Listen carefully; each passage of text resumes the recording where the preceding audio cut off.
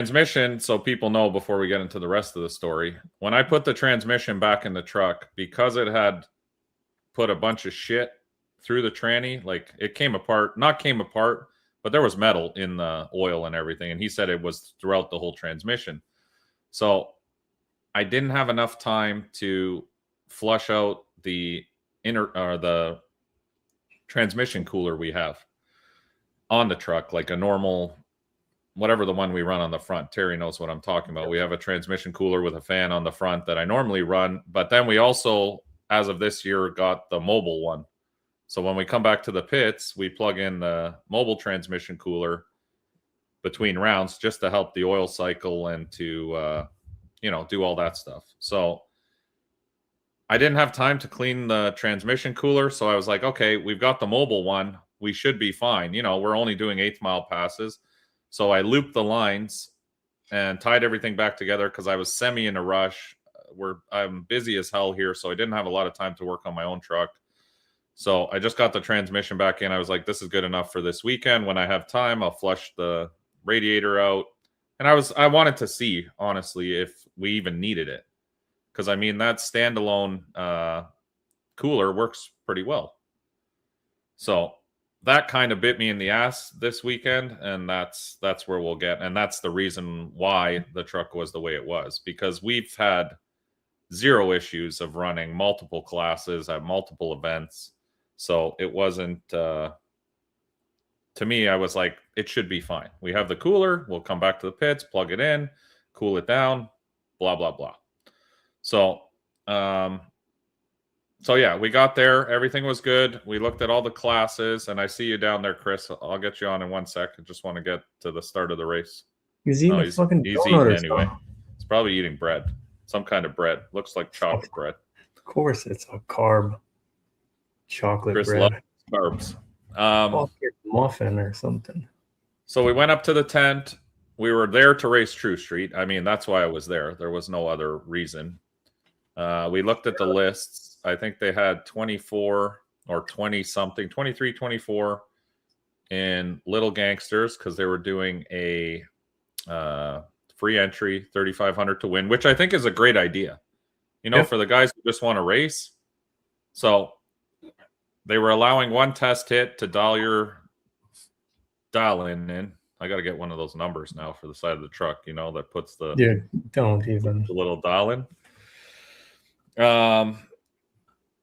So we went up there. They said they were doing a test hit for little gangsters, a test hit for basically all the index classes. They had like 3 index classes, I believe, possibly 4. So I was like, you know what? We've never raced on the front side here. It's free entry. It's kind of a no-brainer to take that test hit. And so we entered Little Gangsters. So I talked to Jeremy, because it was just Jeremy and I on this trip. And I said, hey, we get a free test hit. We're on a new transmission. We put a new set of turbos in the bed.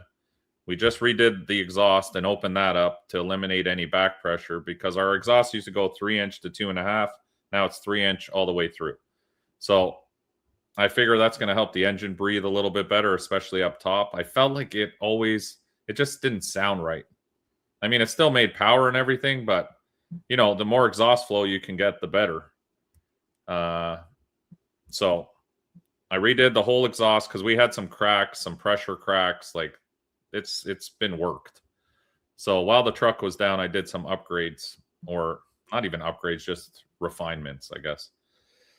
So I said, okay, let's enter Little Gangsters because they're going to let us do a test hit.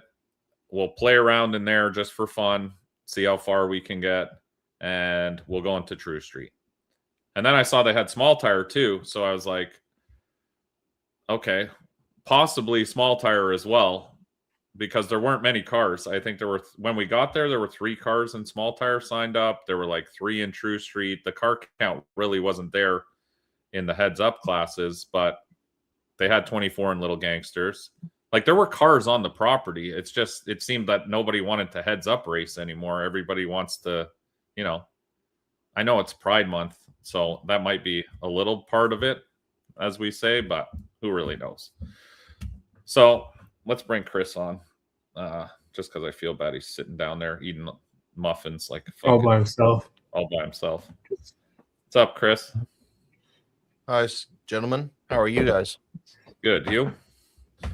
I'm tired. Oh yeah, I know. Running an event is always a lot of work. Yeah, I'm pretty beat. We didn't even get into bed till about, I think it was about 3:30 this morning, and we were up around. I woke up like around 11, or I woke up at like 9, and then they woke up like around 11. So then we bullshitted around the house. They actually, Happy just texted me and said they just made it home. So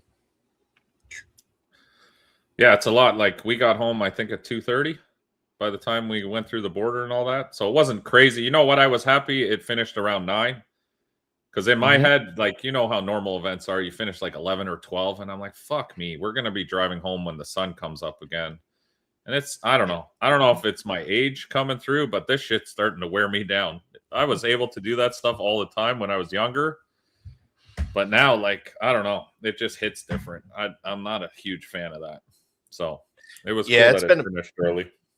Yeah, it's been a minute since I've actually been in an event before, like midnight, Like, yeah, me too. And I looked at the clock and I was like, oh shit, it's like 9 o'clock. I'm like, we have all this time. Well, actually, we all went to dinner after we left the track and stuff like that, and closed the place down, and then we all went our merry ways. So how far are you from the track?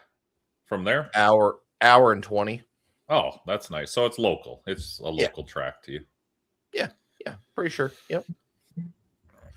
All right. So, yeah, we went up to the tent there. We talked to you. The run order, just the way you guys had the run order, it wasn't going to work for us to triple class, obviously, because it would be one class after another. And it wasn't like there was a huge amount of cars in each class, where it just wasn't going to work if we were going to try to get crazy and do multiple classes. So we personally went with the Little Gangsters, and we went with the True Street class, the original reason why I was there. So first round, we did our test hit. Do we have that, Terry? I think we do. Should have all of it.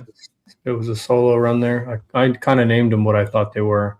Okay, so this was our first test pass. I'll be honest, we weren't trying to run any 530 shit. I wanted to run the truck A to B, get some data on the new turbos and the new turbo setup and the new transmission, and just make sure everything was operational.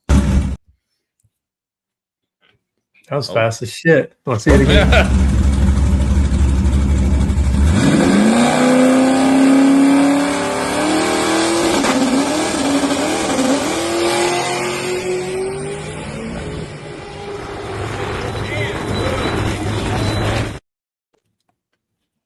So yes, couldn't run a 530, more like a 620, but good enough, max effort.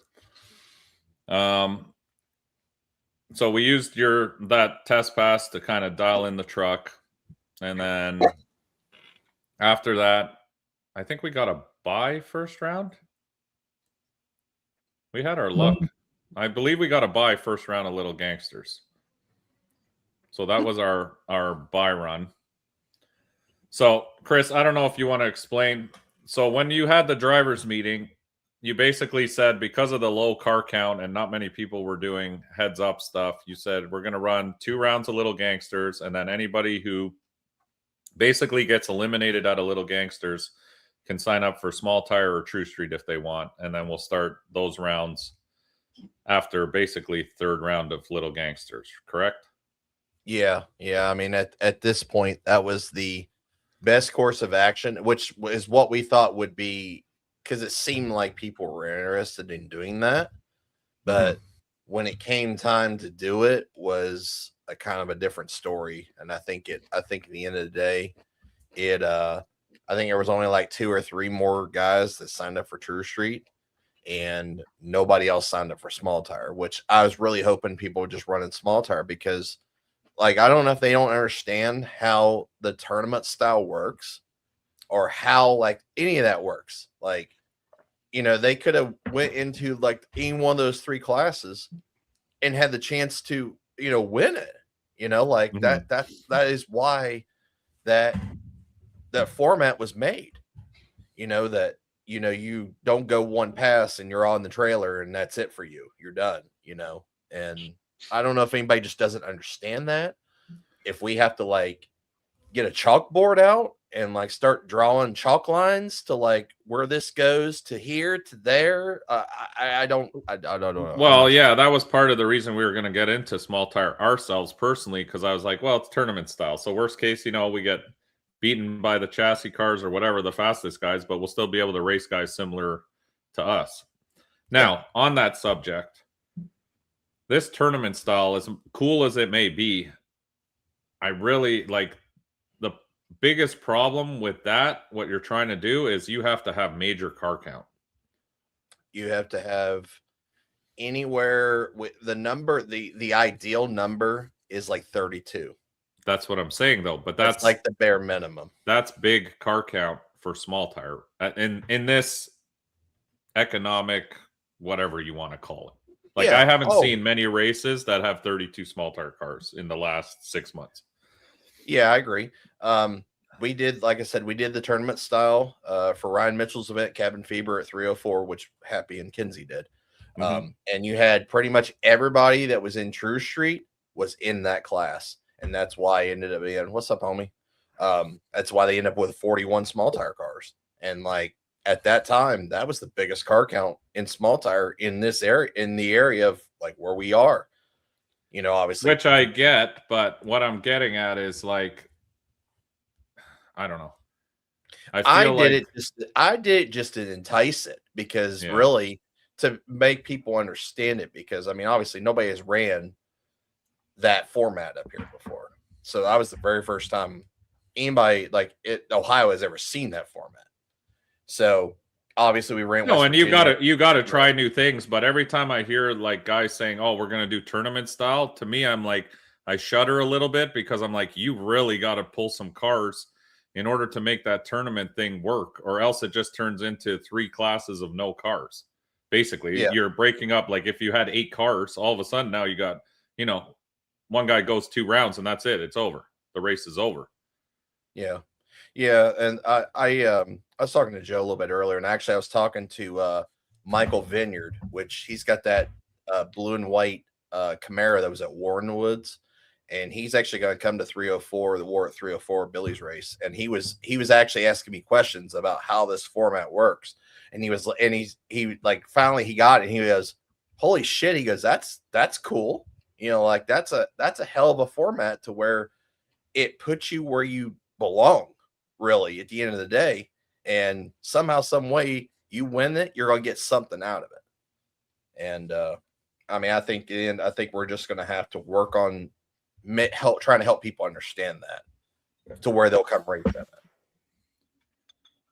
Yeah, it sucks. I know the position you're in, and I was disappointed for you when we showed up, when I saw like how many True Street cars were there, because the True Street thing to me is a weird phenomenon, because at one point there were a ton of small tire cars exactly like my truck. You know what I mean?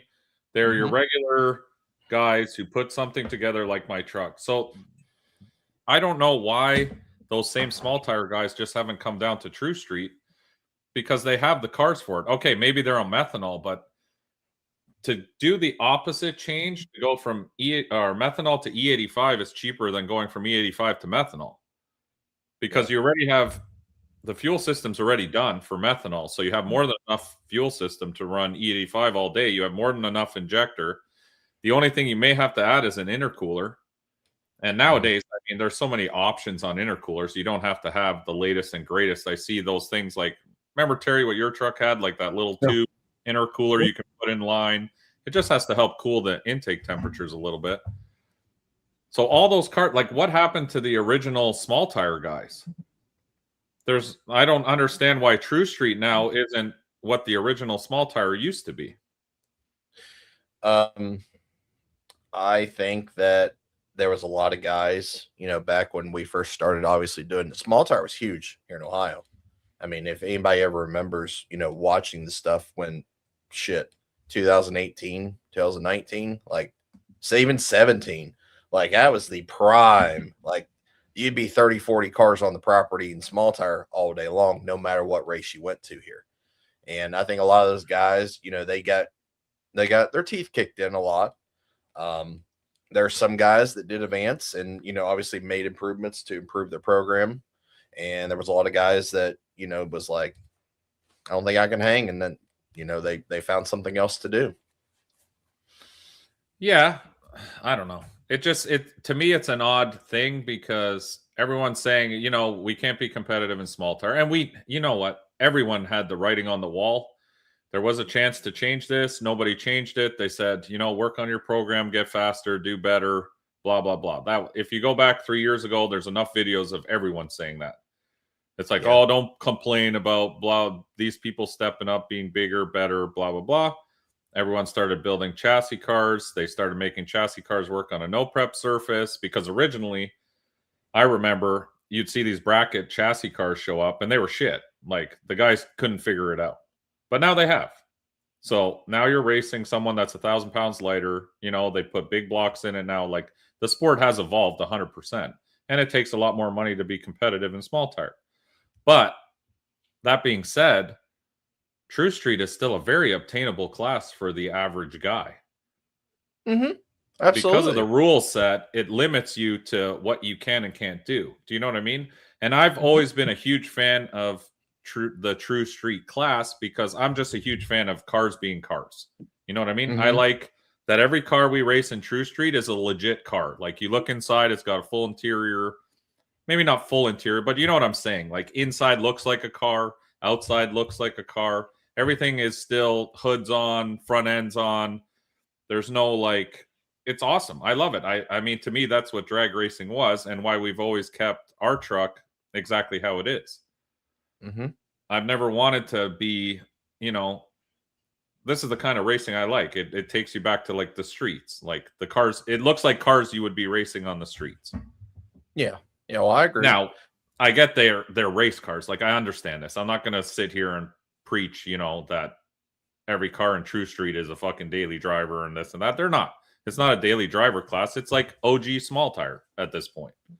Oh yeah, for sure. And I know that like obviously if we had never would have created True Street, I'm sure I don't know how many more of those guys would have, you know, continued to be in small tire and done it. That's the thing.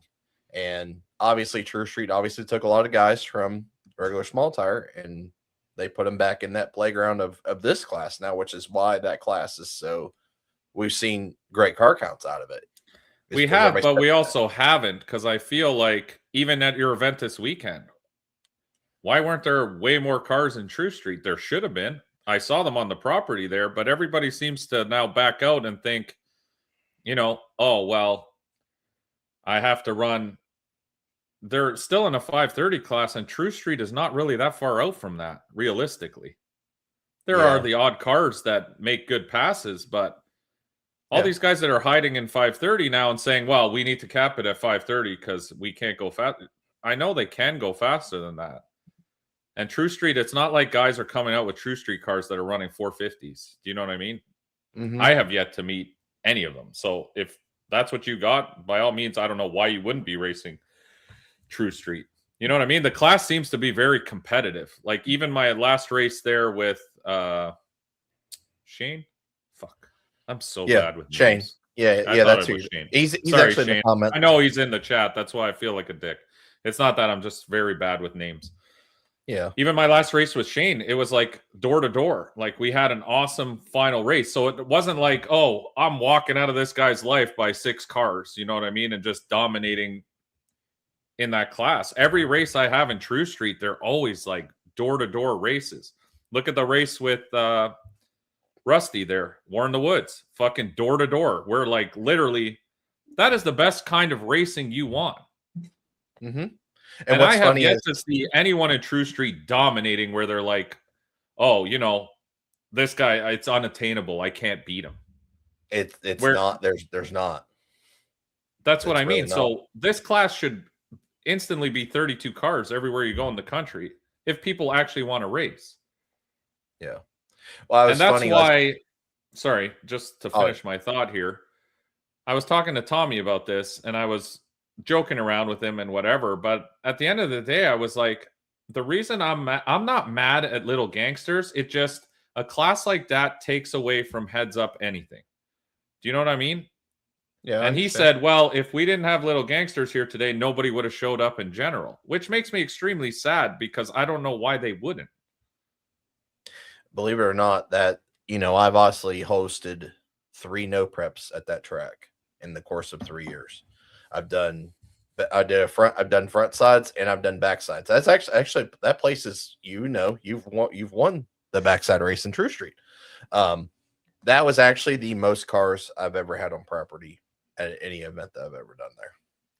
So I don't know if it's a place, if it's just a bad spot. You know what I mean? Like the area that it's in, because like obviously there's nothing above it. There's a fucking lake there.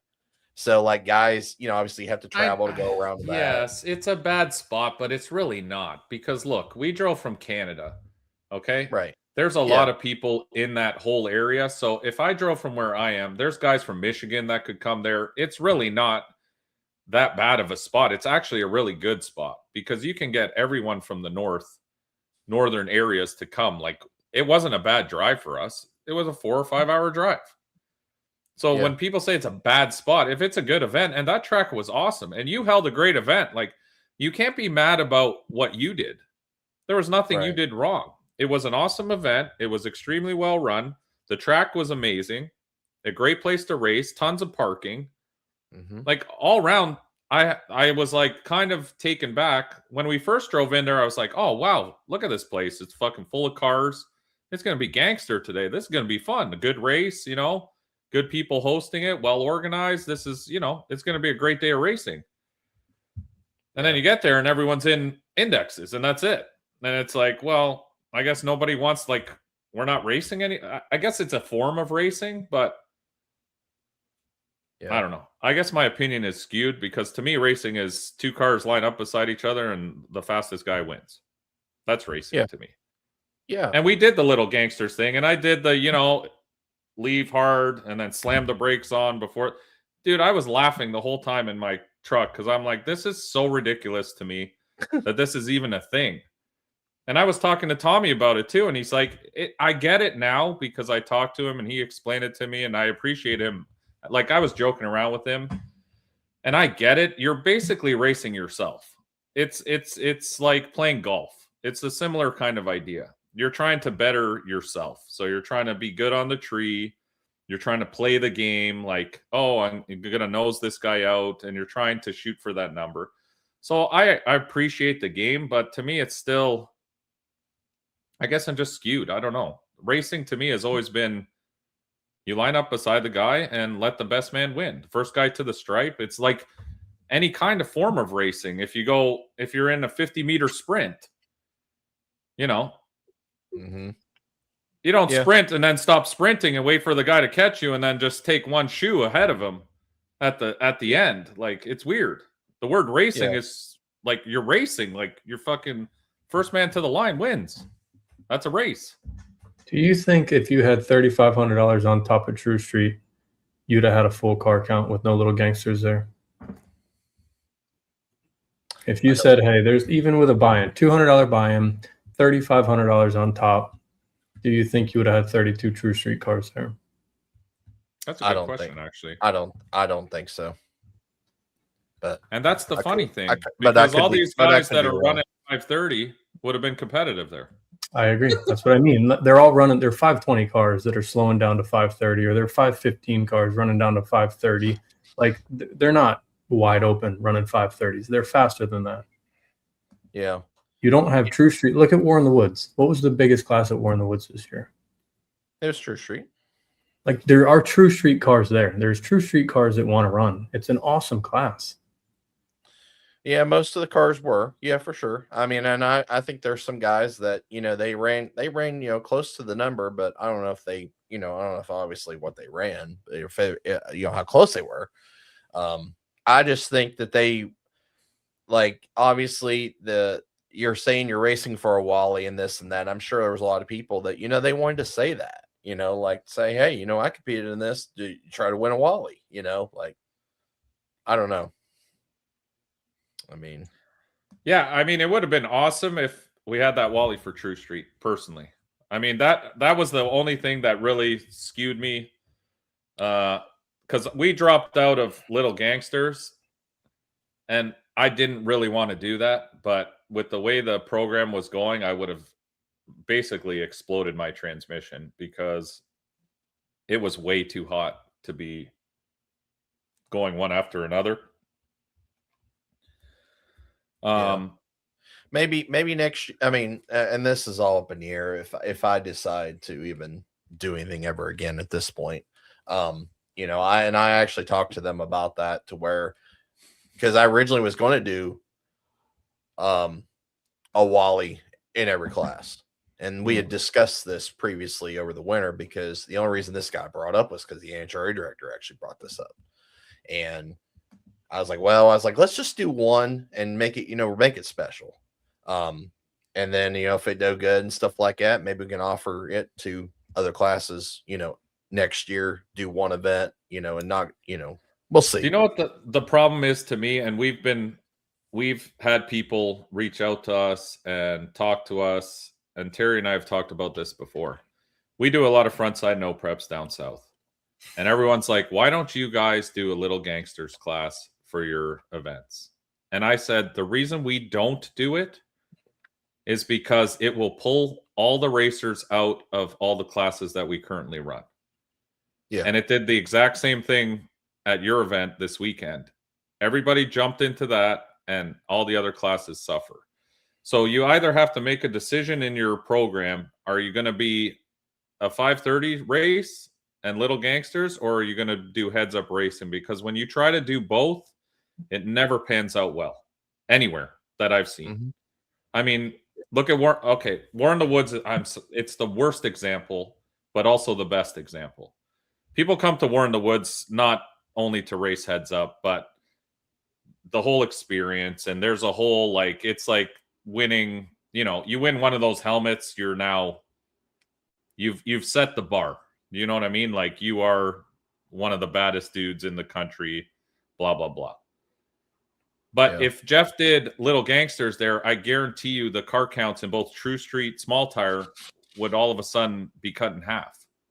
Because you're now putting people in a position where they're like, okay, I saw Casey Max is going to be there, or whoever.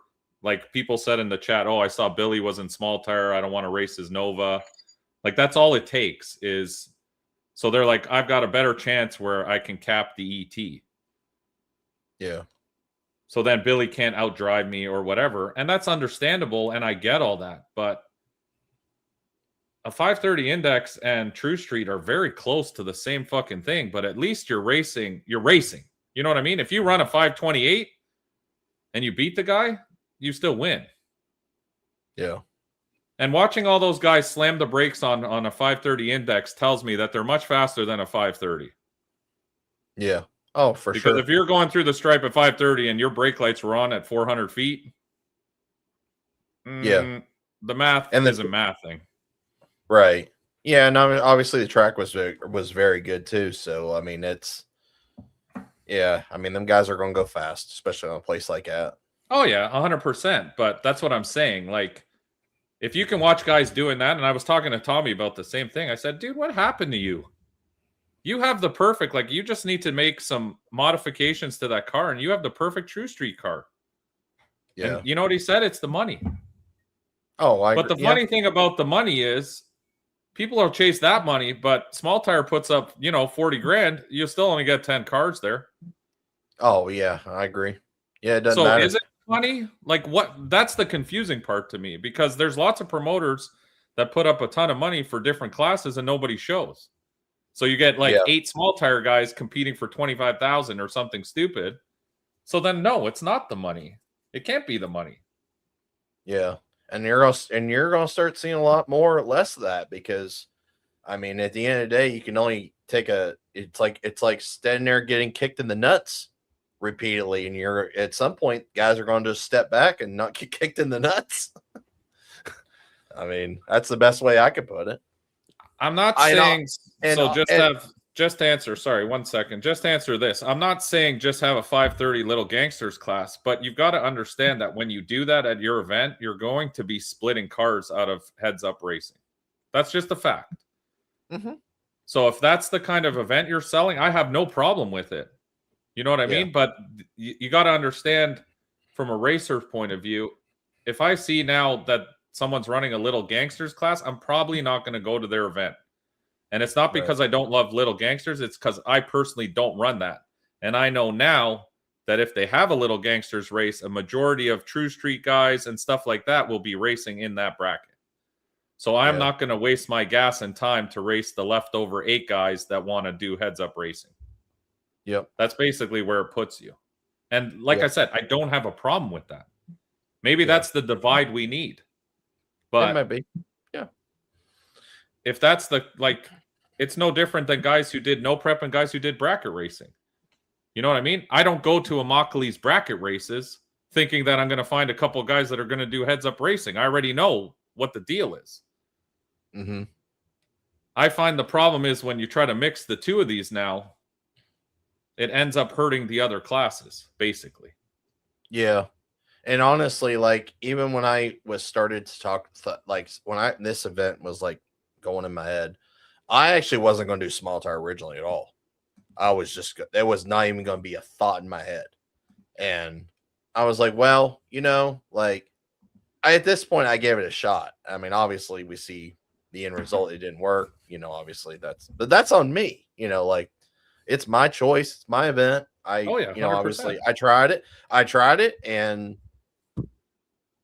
I mean, I've taken a foot to the dick multiple times in the course of 11 years of putting on events. I mean, we've all had that experience. Trust me, not all of them go well. No, absolutely not. And I mean, it's still a live and learn pattern, and we continue to learn. Nobody's perfect. Nobody. So people put on good events. Some people don't. People learn from their mistakes every year. But I don't think you might have gotten kicked in the dick, but it wasn't anything to do with what you did. This is what I'm getting at. Like, I know you were very hard on yourself. That I heard from multiple people. You were mad about all this stuff, but it's not on you. Yeah. You did the best you could to promote what you had, and you worked with what you had. You had a great venue. Like I said, your event was great. There was no like, oh, well, Chris is a fucking retard and doesn't know what he's doing, and it was sloppy and messy and, all that stuff. You can't be so hard on yourself.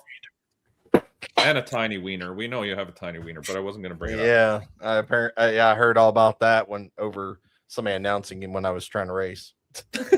But it's the same thing, Chris, that happened to us. We promoted the shit out of South Georgia Motorsports Park. The fucking venue is fabulous. Like, one of the best tracks you can race at. Power outlets for everybody. Asphalt parking. Tons of room. You could spread out. You could have fucking whatever you want there. Mm-hmm. Owners, badass. Track staff, badass. Everything was fucking badass.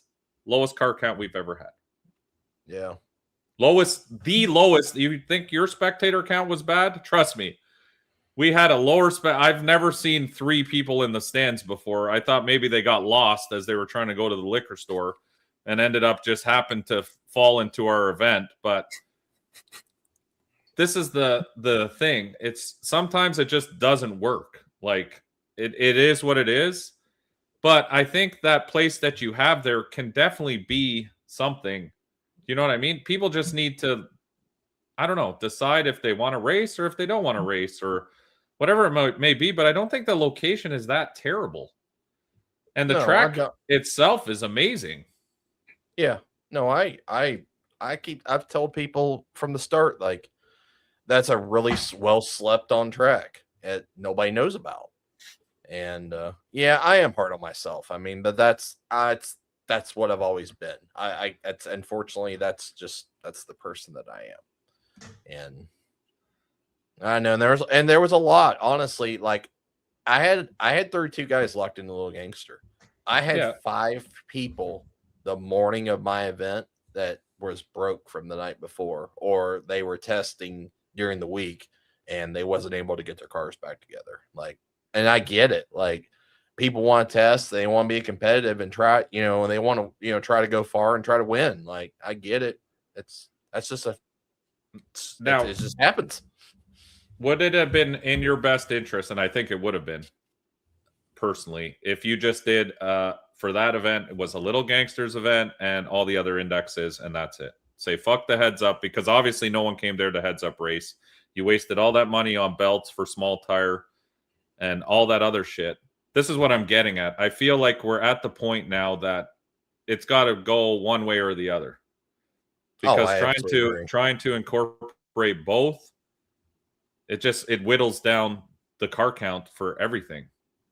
Unless people can do both. And now you got people complaining, oh, well, this guy, like guys like me, are going to enter Little Gangsters to get test hits. I don't give a fuck about running 530. I'm going to stretch that bitch's legs out end to end. You know what I mean? Like, that's why I enter those classes, is because it's free test hits for me. So now you're going to have guys saying, well, this guy's getting test hits and I'm not. Do you know what I mean? This is the problem with this stuff, is it opens up, like, it doesn't, I don't know. No, I mean, now, yeah. I mean, I've learned from my mistakes, really. That's, like, I'm not going to obviously continue to do that, like, I see the way it's going to go. And if I do continue, that'll be the way that I will do it for now and then. I think I think racers need to understand that too, though.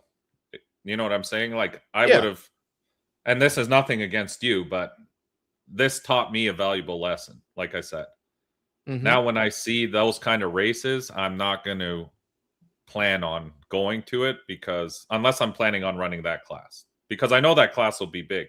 And like I said, I'm not hating on that class. That's its own thing. Like, that's fine. If that's, lots of people bracket race, trust me. How many cars are on the Mockley? I've never seen that many cars on a racetrack. It's all racers. Now, spectators, they're fucking 0.0. But if you're talking racers, that place has over 100. I don't even know how many. Like, the whole track is just trailers and racers. It's crazy. But I know personally, as a heads up guy, I'm not going there that weekend because there's nothing for me to do there. Yeah. Yeah. I mean, you're smart. That's just street smart. Well, it's just financial. Like, this shit costs money. We all know this. It costs money to travel. Diesel's expensive. I appreciate all the guys that come out and race, because I'm no different than the rest of you. Blue collar guy. I work every day. I'm not a fucking millionaire. I didn't win the lottery, against popular belief.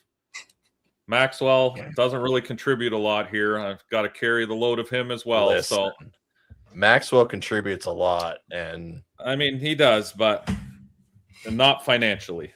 So my girl is obsessed with with Maxwell. Well, next time, if she wants to hang out with him for the day, she's more than welcome to take him around and hang out with him, because I normally don't have enough time to chill with him. She will take you up on that. Ain't no fact about that. I actually it's funny as I was telling her about it, and I was like, I said, just wait. You're going to love it. And she did. But. All right. Well, we'll get back to some of our passes now, and then I just wanted to let you know that you did a great job. Like, the event was awesome. I have no complaints about any of it. Car counts are not there's nothing you can personally do about that. So yeah, I think you guys did an awesome job, and the event was awesome. Like, I still had a blast. Yeah. Doesn't matter who was there, but I did too, honestly. Like, I really did have a good day. Like, I had no issues. Nobody was screaming at me. The weather was perfect. Like, yeah, you couldn't ask for a better day of racing. It was just fun. Yeah, it was. I like events like that. Me too, honestly. So, let's get back to our day there. So first, we did full circle here. I got to get my brain back in check. So first round of Little Gangsters that we entered, we ended up getting a buy run. So what did I do in this pass?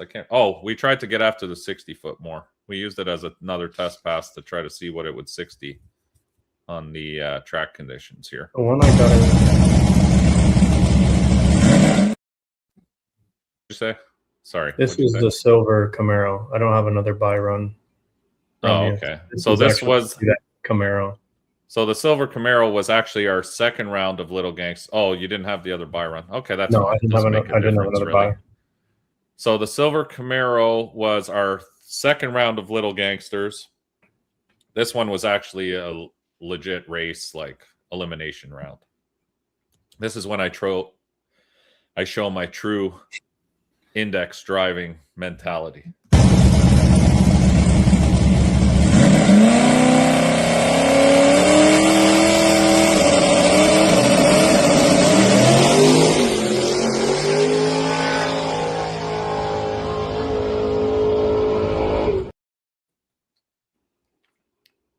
It cut early before I slammed the brakes on. I'm not your videographer, so don't look at me. No, Jeremy cut the video early, but yeah, he was. We got out to 500 feet, and then I realized I was way too far in front of the guy beside me, so we slammed on the brakes and went through the traps at 101 mile an hour. Solid. It was a solid pass, and I have to say, in that moment, I was like, man, so this is how it feels. It was good. I felt good. How it feels what? How Jeremy was so mad at me because he goes, "Why the fuck did you just win that round? You know the transmission's getting hot. We were meant to use this to test it, and you go out here and slam the brakes on to win the round." I said, "Hey, sometimes you got to play the part. You know, a win's a win. We'll take the win." But now sadly, when we got back to the pits and plugged in the cooler, the transmission was at 210 degrees or something. And the following class after this round was going to be Little Gangsters, followed right up by True Street. Or was it the other way around? I think it was True Street followed up by Little Gangsters. Right, Chris? Yeah, because we originally were going to do Little Gangsters, then True Street. Yeah. And so True Street, we were going to stretch the truck out, which was really going to put some heat in the transmission. There was no way that we were going to be able at those temperatures. And this is why I said at the beginning of our live, taking that transmission cooler out cost me this weekend being able to multi-class. Because on a normal day, I turn the fan on at the end of the pass, and that cooler keeps it reasonable. With no cooler, the transmission was not reasonable. It was coming back every time over 200 degrees when we plugged it in. And it just, we needed 15 minutes at least to cool down, if not 20. And I wasn't willing to sacrifice the transmission to try to run Little Gangsters. So after our second round win and realizing that we could no longer do both, we had to make a choice on what class we want to run. So that's when we went back to reality and realized that we're not index racers. But in that moment, it was cool. As I was driving back, I said, man, this is how it is. This is how these guys feel every time when they win. They're like, yes, I just fucking slammed the brakes on and got her down to 90 mile an hour right before the stripe. Me and Happy busted up laughing when you won that round. I'm just saying. We looked at each other. We said, are you fucking kidding me? He's like, I can't wait to bust his balls. Oh, it was it felt like the perfect pass because I talked to Tommy before I left, and he goes, listen, if you're in front, you got to hit the brakes and let them catch up to you. Don't be fucking flying through the traps at full speed. And I said, oh, okay. So the whole time I'm sitting in there, I'm looking out the window, and I'm going, okay, what would Tommy do right now? I said, fuck it, let's slam. I almost locked the front brakes up because I realized I was too close to the stripe already. But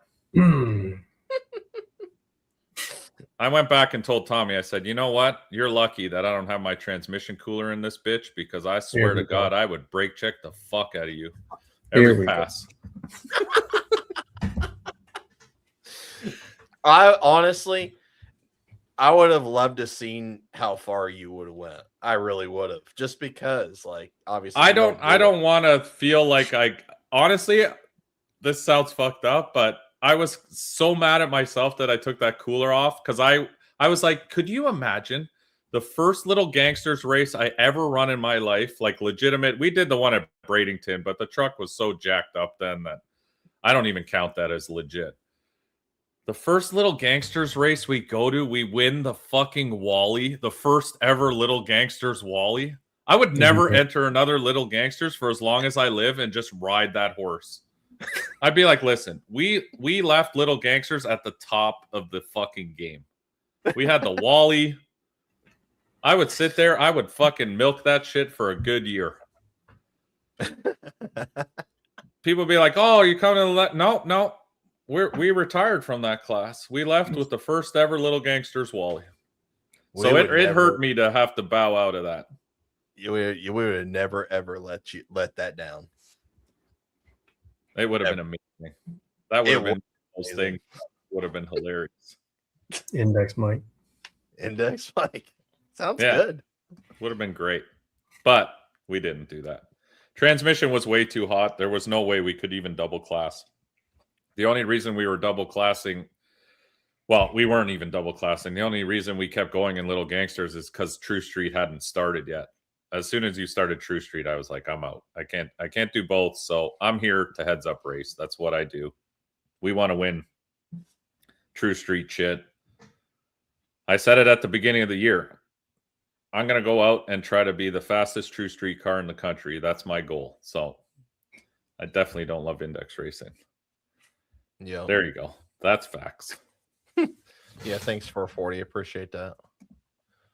So next, we went into True Street, and our first round we drew SRCs or what's it? Kenny Powers.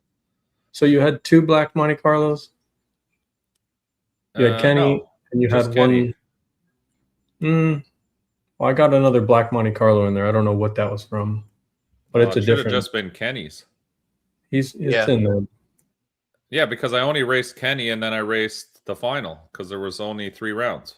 Okay, you can skip that black Monte Carlo. Okay, then. I'll do the Kenny. So we raced Kenny's Monte Carlo. I know he was having some kind of issue, and he told me after he was having issues with the car. He must have been, because we got extremely lucky.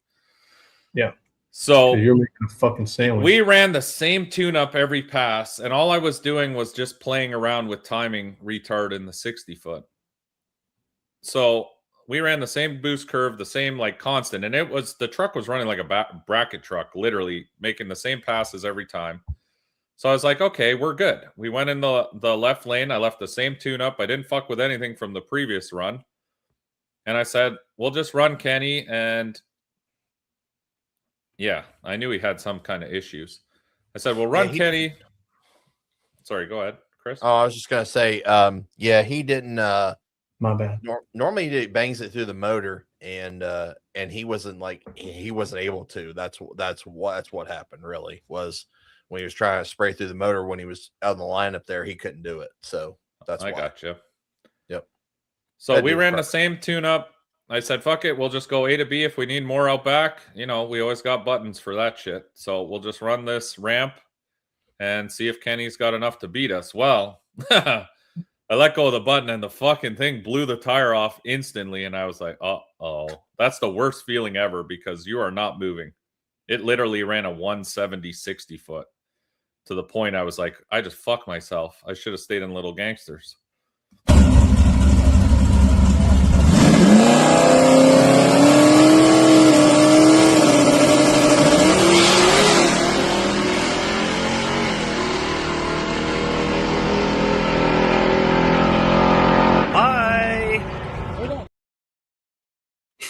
Fucking Jeremy. Bye. Luckily, I recuperated the tire, and for me, luckily, Kenny had some issues with his car, or we probably would have lost. But the truck picked itself back up, and we ended up going out back pretty fast. So we're blessed in that sense. It's fucking Jeremy. He loves it. Thanks, Clarence. Appreciate So- it. Thanks for supporting the Little Gangsters class, by the way, too.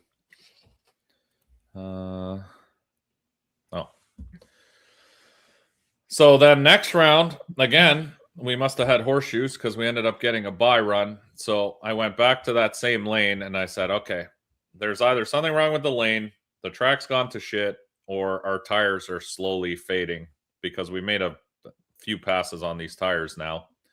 I said, let's go. We'll do a 60-foot hit. We fixed some of the 60-foot tuning. Maxwell said, listen, this time it'll go. Don't worry. You're good.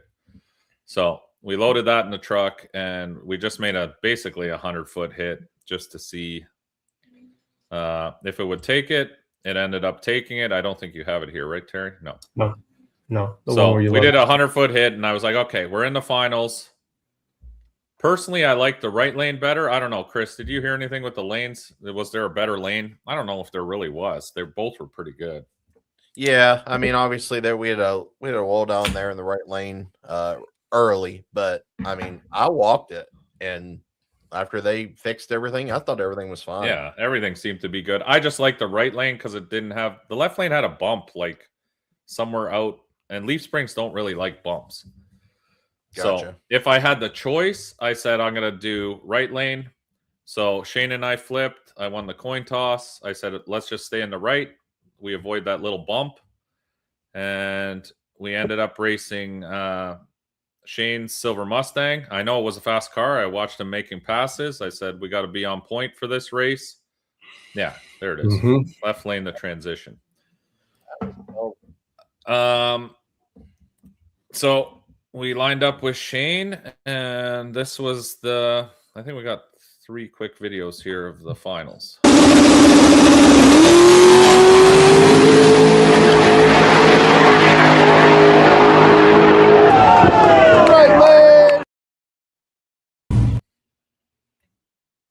Oh.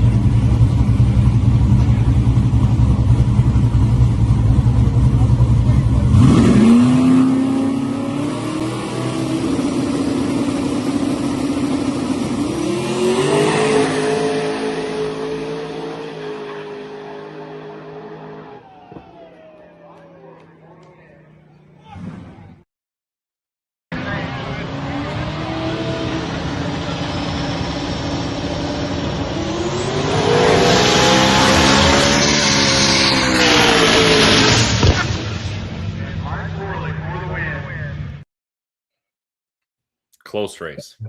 You guys were getting after it. He's 60 foot the fuck out of me. I saw him leave and I go, oh fuck, here we go again. Why I always gotta chase people. I gotta work on the 60 foot, honestly, because I am so tired of fucking chasing people down. It makes me very nervous while driving. And the truck was wiggling a lot. I don't know what the fuck. It was angry. I think we have we noticed something was like binding all day, or I think we need to reset the Caltrax. I think the Caltrax are out of whack. Something's fucked up. So I'm going to look at that this week. But I was like, fuck it. We're going to drive it right to the end because I don't like losing. And it's heads up racing. So I have no buffer. Do you reset your Caltrax every race? No, I haven't done them since Florida. Oh, okay. Which is, we found the nuts were loose, so it's possible the Caltrax have untightened. Like normally, I set them at neutral most of the time. I mean, on front side, I should be putting probably a flat in them, but I don't. But yeah, Jeremy's like, well, the nuts are all loose on the Caltrax. I'm like, great. So we tightened them right before that race, so it's possible that one of them is out of whack a little bit. So we'll reset the truck now and whatever and get it set up for the next race. But yeah, it was a little bit fucking, it kept darting out on us. Yeah, I mean, we obviously ran into that issue a lot, obviously, when we raced the S10, and we started doing that. That was just always a procedure every race is pull truck out. It's funny. I used to do it every single race, and I mean, it just felt like we were wasting our time because it was fine. As long as the bolts are tight and you haven't changed too much, then, but I don't know at this point. Like, I'm sure there's something. I'm sure one of the bars has been slowly backing off or something while it was loose. Something's obviously different because as you back out and stuff, it makes some popping noises and shit. It makes some weird ass shit. So I'll get it fixed. Terry's looking right now. He's like, motherfucker, I knew it. Terry normally takes care of all this stuff. We found them one time the opposite, though. I found them when they were super loaded once under the truck. And we supposedly didn't do anything. And I got under there and they had 4 or 5 rotations that were something weird happened then too. Yeah, I don't know. The truck has a mind of its own sometimes. It starts doing fucking random shit. Rip it out. Just get new stuff. No. I was talking to Billy about that actually when we were waiting to do our pictures. And they're making fun of me on how the fucking bar angle on our Caltrax is. It always looks different. You know what, buddy? My shit may be different than anyone else's, but I've tried everything that every fucking textbook has said, every racer has told me, every this, that, and the other.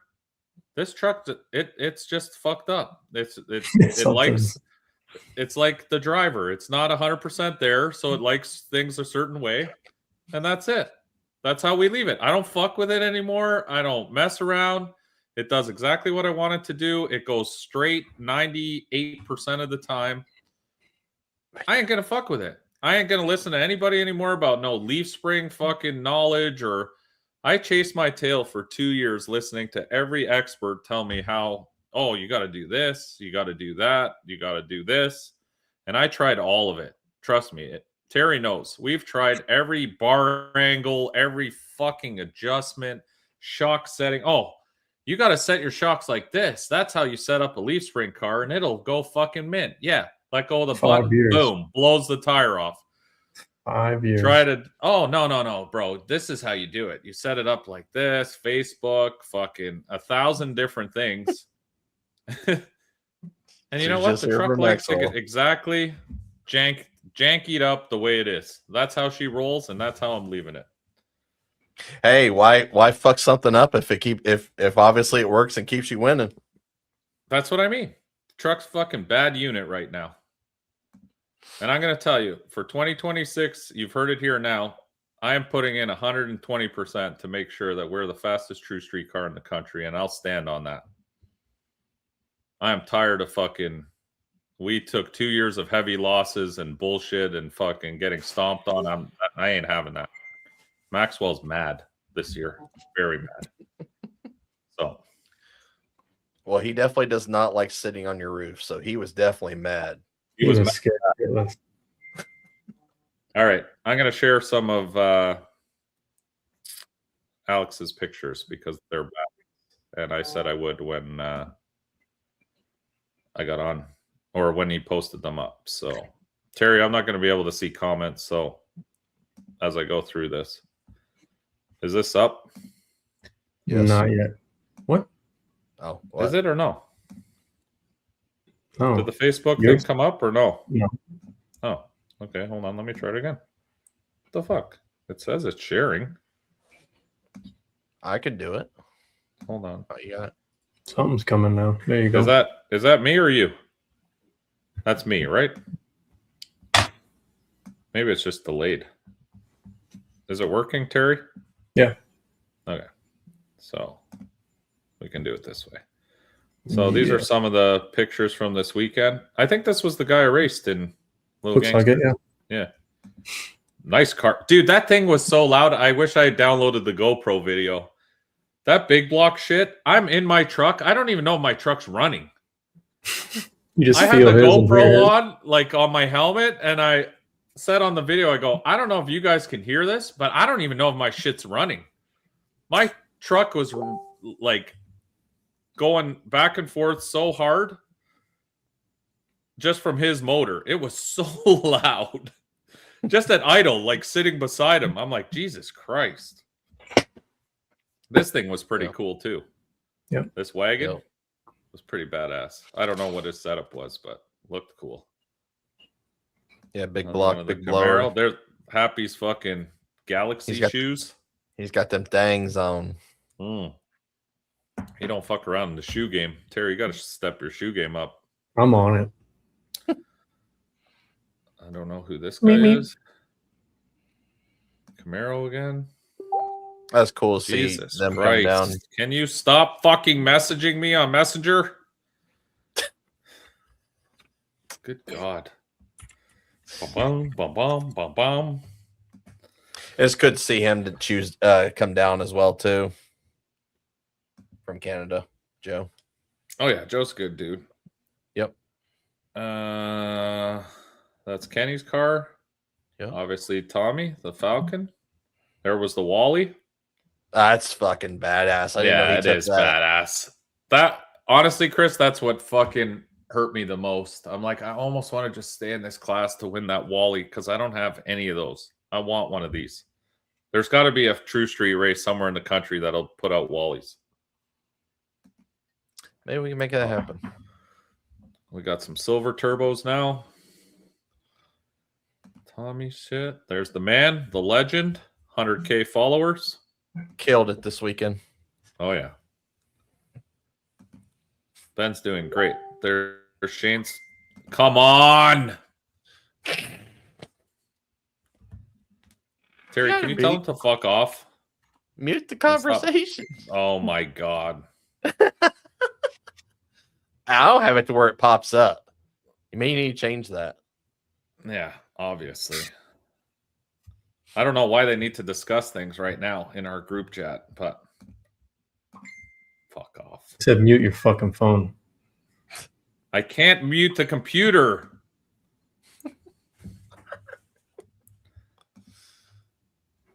Fucking truck extends quite a bit. I didn't realize that. There's the hot mess wagon that we raced in. I'm going to kill these fucking guys.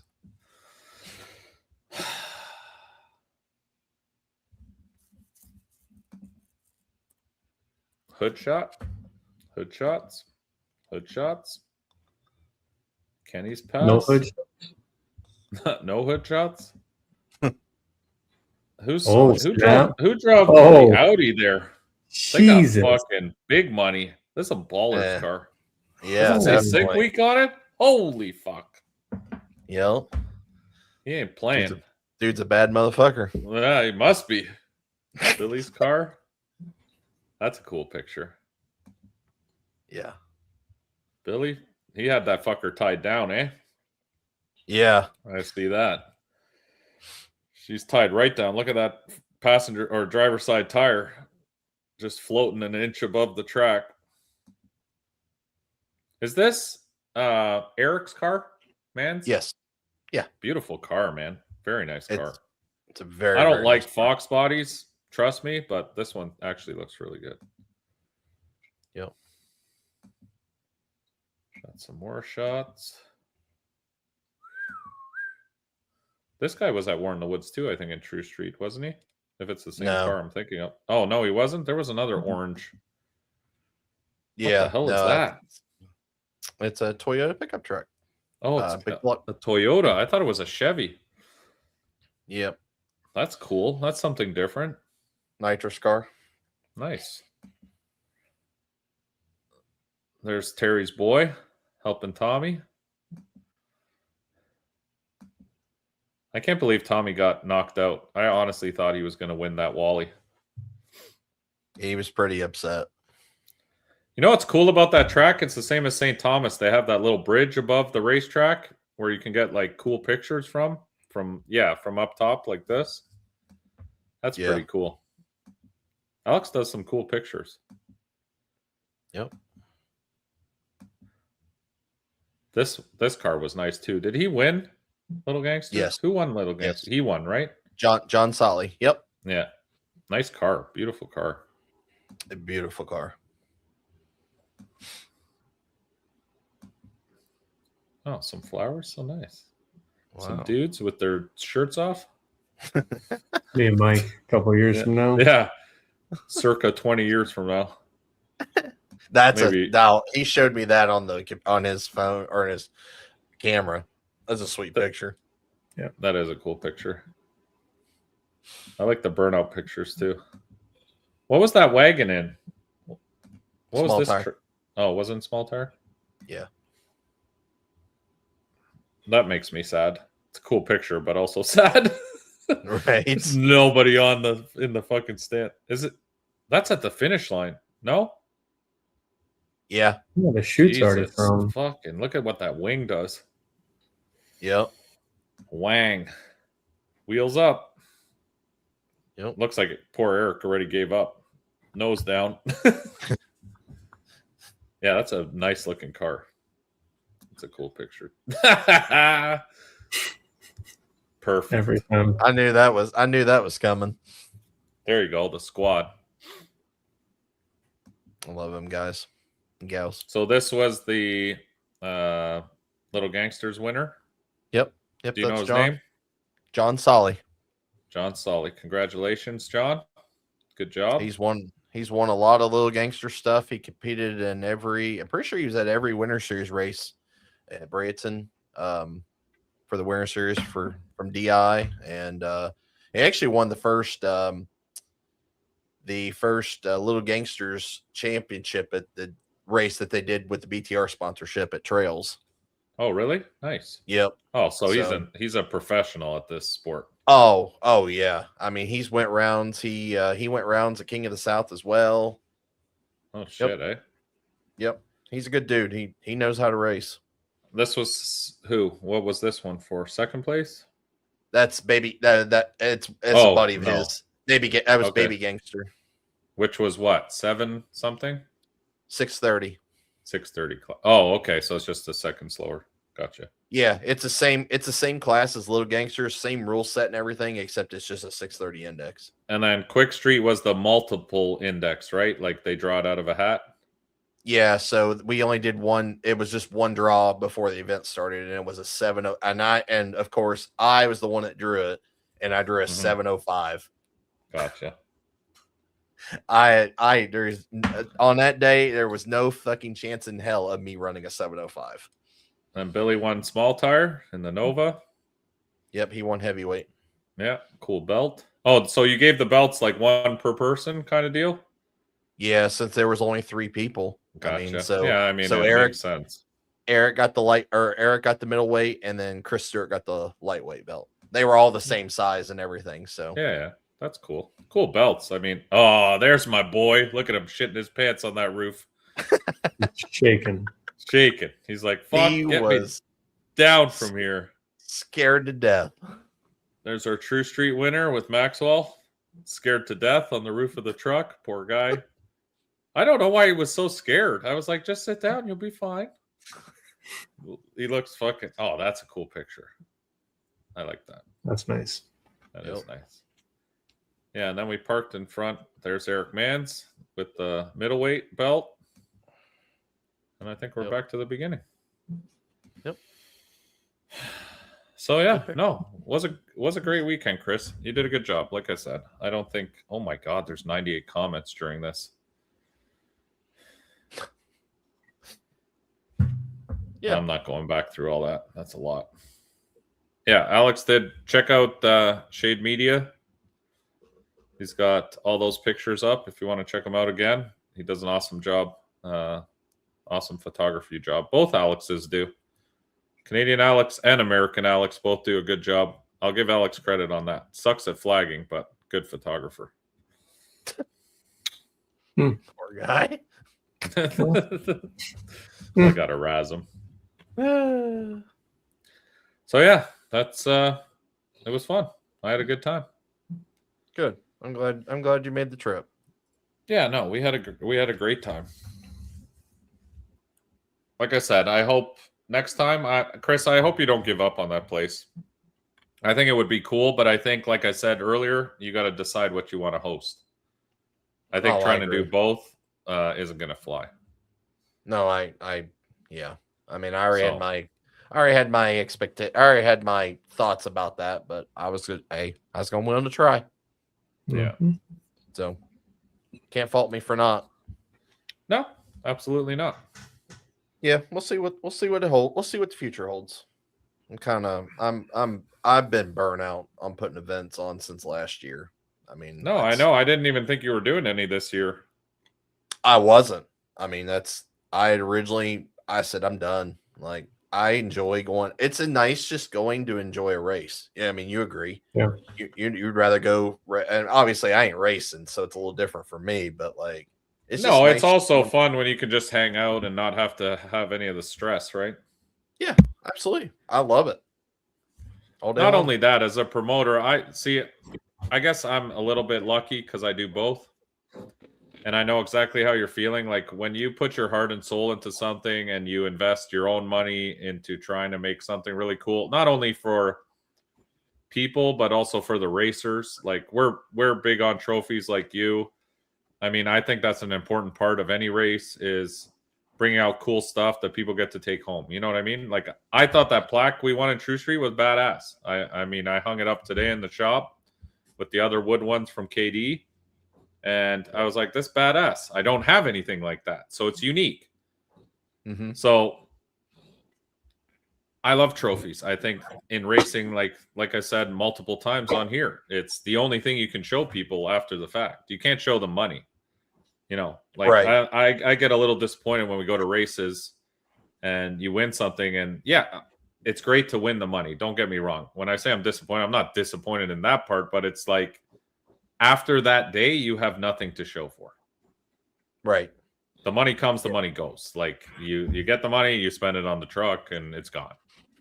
Yep. But the trophies are the things every day in the morning when I walk into the shop. It's like, man, you know, that's what reminds you of all your hard work and everything you've done.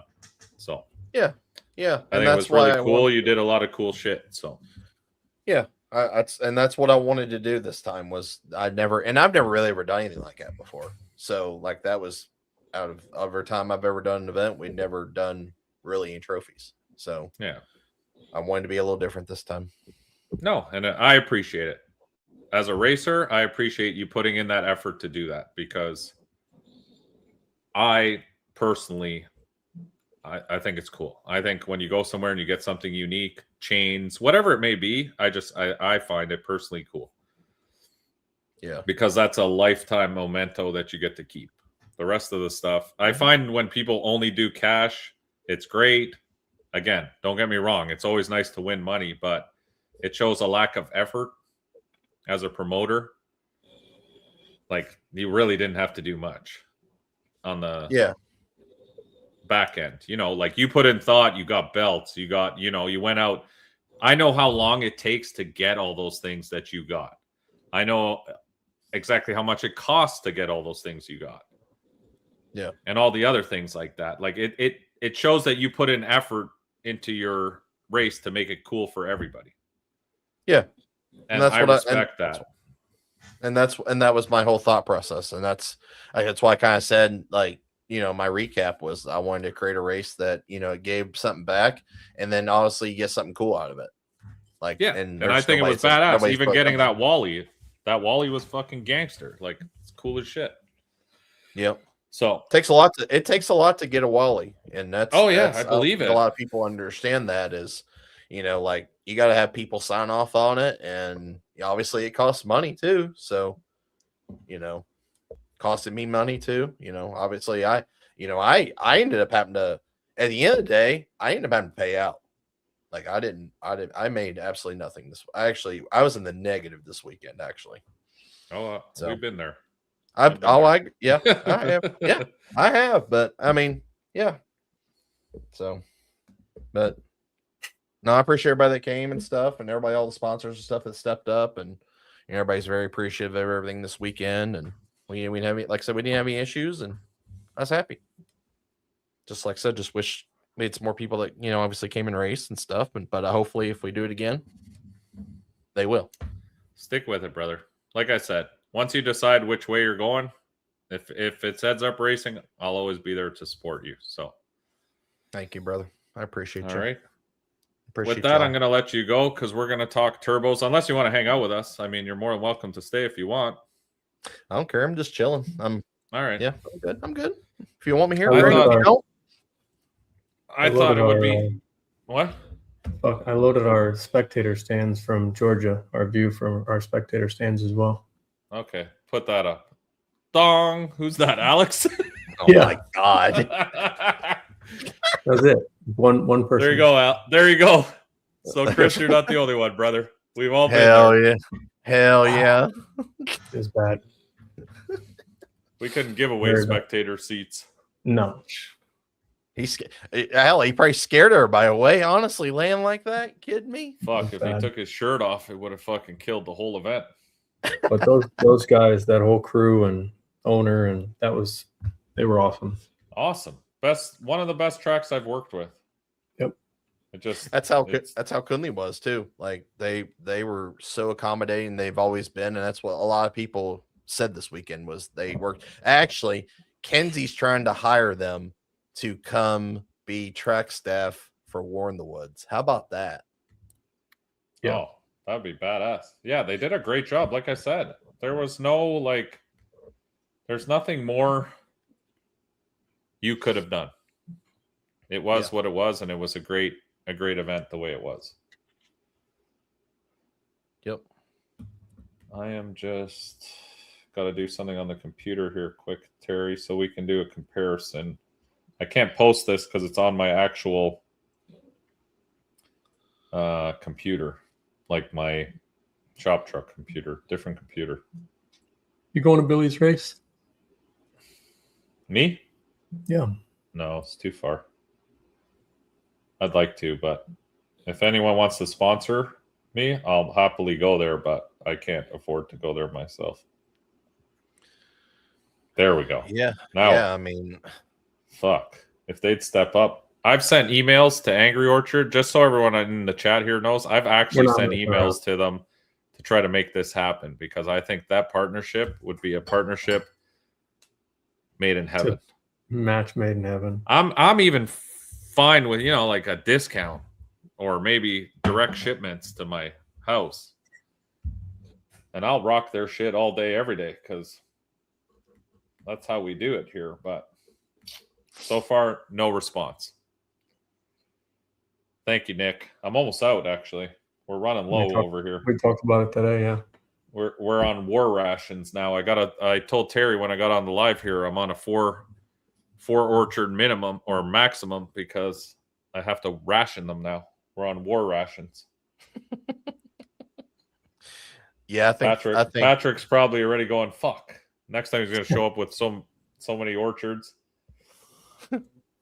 Yeah, I think the War 304 will be a good time so far with everything that's been planning and stuff like that from us behind the scenes. I think it's going to be awesome. Yeah. Fuel. Oh, it's at the bottom. That's why I'm fucking tripping out here. Sorry. I'm looking through logs here because Okay. So, who wants to talk about turbos?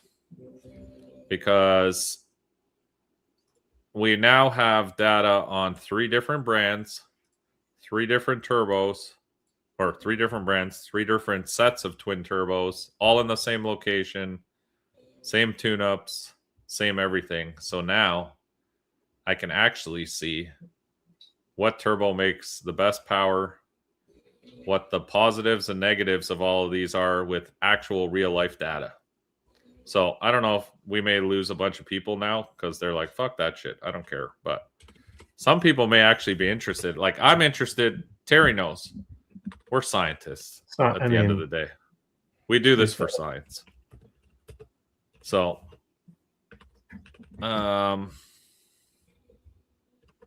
Nick at True North. Absolutely. Nick is a great... This guy just fucks off? Yeah, you're fucking turbos. I'm out. That squishy face dog was snoring so loud I couldn't handle it. I want to know how much it's going to cost me to get you. Fuck. Patrick, it's 10 hours from here, one way. To 304? Yeah. I already looked it up. Trust me, I want to go because you guys have 2,000 or 3,000 on top of True Street. I was like, fuck yeah, I'm in. And then I looked at the map and I said, fuck no, I'm out. I mean, if you need some accommodations, I mean, I am on the way. So there you go. I mean, if you need to we're supposed to race here locally, like an hour away from here. Gotcha. All right. So we started our journey with rear mounts with forced induction solutions, FIS, 83 millimeter turbos. So they were journal bearing turbos. See, the nice thing about all three of these sets of turbos is they're all comparable with each other because they all have the same compressor housing. Like, we've never changed any of the piping. We've never changed. I changed some of the exhaust, in fairness, now, but it's not going to make such a big difference when you're looking at real world testing. And Nick sponsors us from True North, but that doesn't mean I'm not going to tell you the reality of what everything is. I mean, that's the only fair way to do it. I'm not a bullshit guy. I don't care if you sponsor me. If your product shit, I'm going to say, it could use improvement. And maybe that's probably why I don't have many sponsors, because they don't like that shit. But I'm not going to fluff someone's product if it's fucking garbage. So, that being said, we can start with, and I'm going to be sorry, guys. I wish I could put this on the screen to show you, but I'm going to have to explain the data to you because it's on a completely different computer. Is there a way to do this, Terry? Like, tie my other laptop to my laptop? I don't think so. You could try to log in from your other laptop. I don't know if that'll work or cause a... I don't think it'll work because this isn't saved. Like, I'd have to email them all to myself and then try to figure out how to do it on this. I'd rather not. We'll go through it. I'll just tell you guys the information and you take it as you want. So, real life testing here, 3 different turbos. So we've got the forced induction solutions, impeller design. Probably. I'm just telling you, listen, I said I'm a scientist. I'm not a fucking rocket scientist. Okay. Yeah, I don't know the impeller designs. I'm just going to tell you the 3 turbos that we've used and how much power they make, what their faults are, what their things, the good things, the bad, and the ugly are. So these are the 3 turbos that we've used so far. Forced inductions, 8083s, twins, True North 7687s, and last but not least, Ching Chang VS Racing 7685s. So they're all similar. The backsides are a little bit different, but basically the same shit. So the FIS, we got an 80 mil front side, 83 backside. Just to reiterate, True North 7687, VS Racing 7685. So basically, I would say 3 very similar turbos, very comparable turbos. Hold on, Mike. Let the people write them down. Okay, if you want to write it down, that's fine. Chris is writing them down. I got it. All right. Thank you. All right. So let's start. We're going to go back in time and we're going to start with the forced induction solutions. What year was that, Terry? Ooh. 2024. Right? Yeah. Because 2025 we were with Nick's stuff. Yep. So we're going to go to a fast pass in 2024. One of our faster ones. So like 650. Yeah. 650-ish. All right. So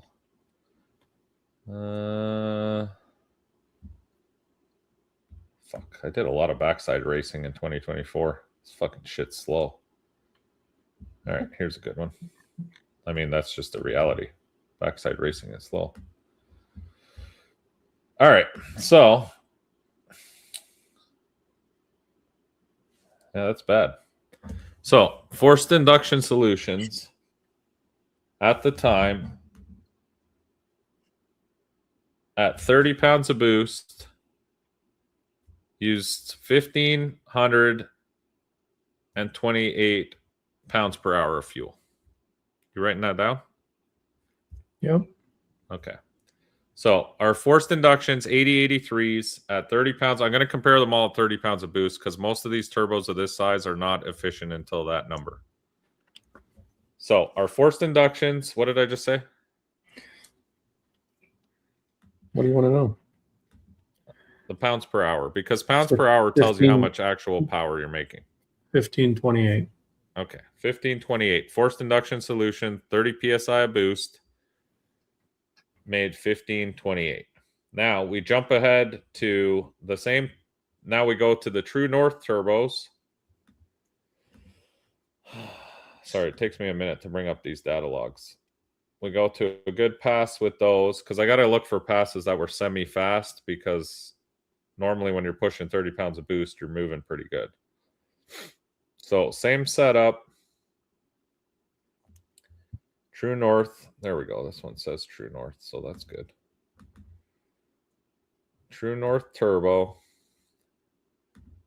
30 pounds of boost.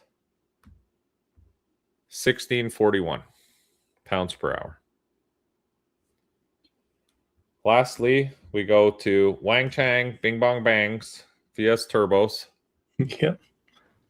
I can't say that. I mean, you just did. Yeah, too late. Can't go back This now. is what. See, when you hit the fourth orchard, the filter comes off.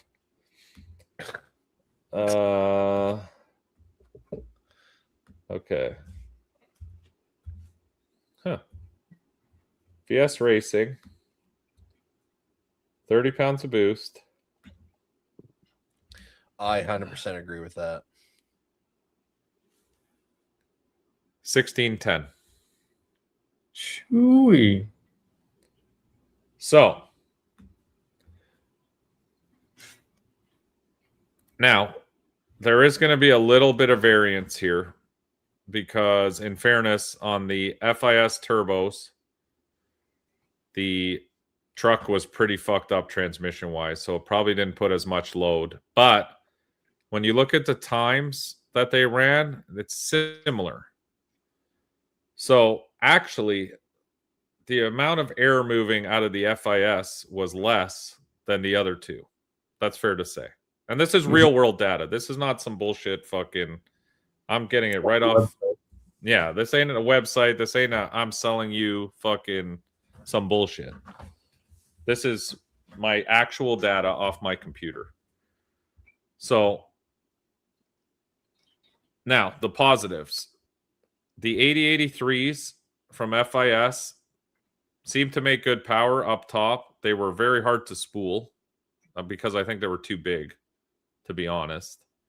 Our spool time on the brake was normally about 5.86 seconds average, which is a long time to be spooling turbos out back.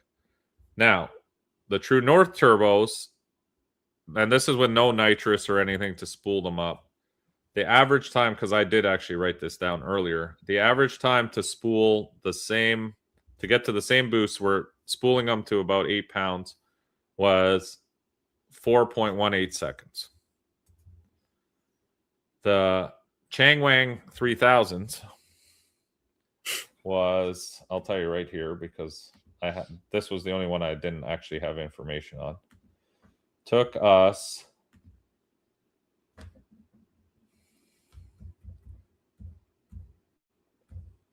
4.906 to make the same boost. So basically 5 seconds. So True North Turbo definitely spools much faster out of the three comparable turbos, which was surprising because the VS Racing ones are the only ball bearing turbo. And most of the time, the ball bearing turbos spool faster. Like, I'm a huge fan of ball bearing turbos. We had originally with this truck, day one, it had Pulsar ball bearing turbos on the front. But I figured that's not fair to compare those to what we got going on in the back because this data is actually legitimate because literally all we did was pull the turbo off, put a new one on. So Direct swap. Yes, direct swap. There's no like skewed data. You can't say, oh, well, the ones in the front spooled way faster, obviously, because they're on the header. So the FIS ones made huge power. Can you run through the exhaust AR in each turbo? Okay, so the FIS ones were a I believe, a 110 AR. Nick's were a 96. So True North, I believe, was a 96.96. And the VS Racing ones currently are 125 AR. So they are a bigger AR, which I think is my fault. I should have went with a smaller AR. I think that AR is too big, which is also causing the spool up problems. Probably. But honestly, Nick's mid-range in his turbos, much better. We had a huge, and again, this might just be the AR on the VS Racing ones. We had a huge fucking lull in the middle of every run. If you watch the truck this weekend, do you remember when we went to the street race, Terry, when I first put the rear mounts and you would let go of the button and the thing would be so fucking slow, and it had that same RPM ramp, which was like, it looks like the Olympic ski ramps. Like it would be a turd, and then just wick up. The VS Racing ones were doing a similar thing this weekend, and I think that's just an AR problem with them, because normally ball bearing ones, like when you shut off the truck now, that fucking thing is spinning forever. Like I get out, it's still spinning. Where a journal bearing turbo, you get out, by the time I get out, it stops spinning. Like they don't turn like a ball bearing turbo does. True North turbos, honestly, mid-range make a lot more power than both of them. And that's where I think Nick's knowledge shines. This is where you're going to get into the differences between them, because realistically at 30 PSI, they're all making the same amount of power, give or take. Like FIS was a little bit lazier or using a little less fuel, but that could have also been because the transmission didn't have as much load on it. So I'm not going to put it out there that they weren't making as much power, but it's interesting to see that they all are using the same amount of fuel, you know, because I did it by RPM too. So it's the same RPM. Like we're basing the data off of the same exact position, same engine, same everything. So it's interesting to me that Nick's turbos definitely do something mid-range that the Chinese ones don't. Now, you're also looking at a very big price difference. I mean, you get two of these VS turbos, and the reason behind, and I'll explain why. It's nothing against True North. It's nothing against Nick. I just have very bad luck with journal bearing turbos in the rear mount setup with the standalone, the way we've designed it. We've changed the oiling system multiple times, like to make sure there's enough oil, what I thought was enough oil. The standalone says we're running 70 PSI going down to 50 PSI during the run on the pressure gauge. And we got 6 AN fittings feeding it. And we've got 12 drains. So in a perfect world, they should be flawlessly running, but they're not. We keep eating up journal bearings on the exhaust side. I can't, like, I rebuild a turbo now and it just starts spewing oil out. So I have thought about a big single, but again, it's all relative, really. I mean, I like spending more money, I guess, because I like buying two turbos. I don't really know.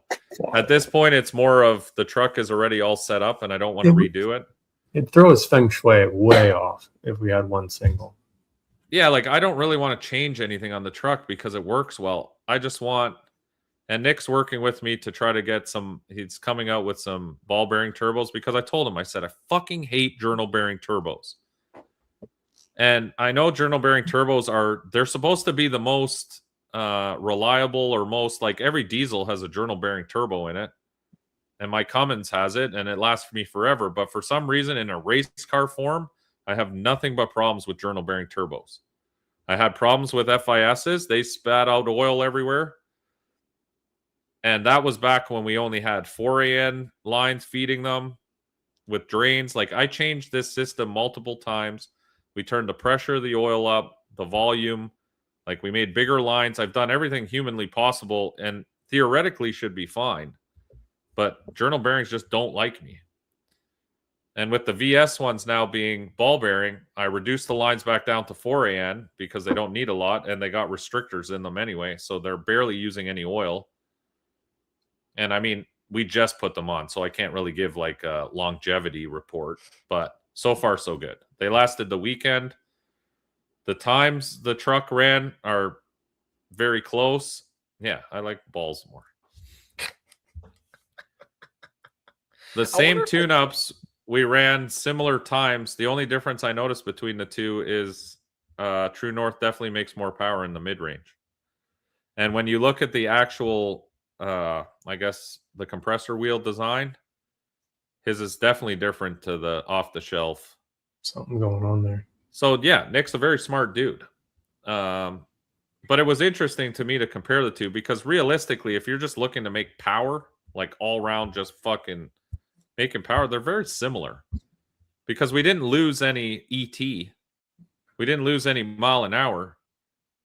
And we bought fucking off-the-shelf fucking budget chain friendly. Yeah, budget friendly. They were cheap.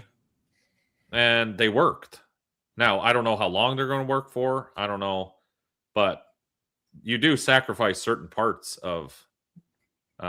there is a difference between them, is what I'm getting at. There might not be a difference at full-on power-wise, but there's a difference getting to that power-wise that you notice.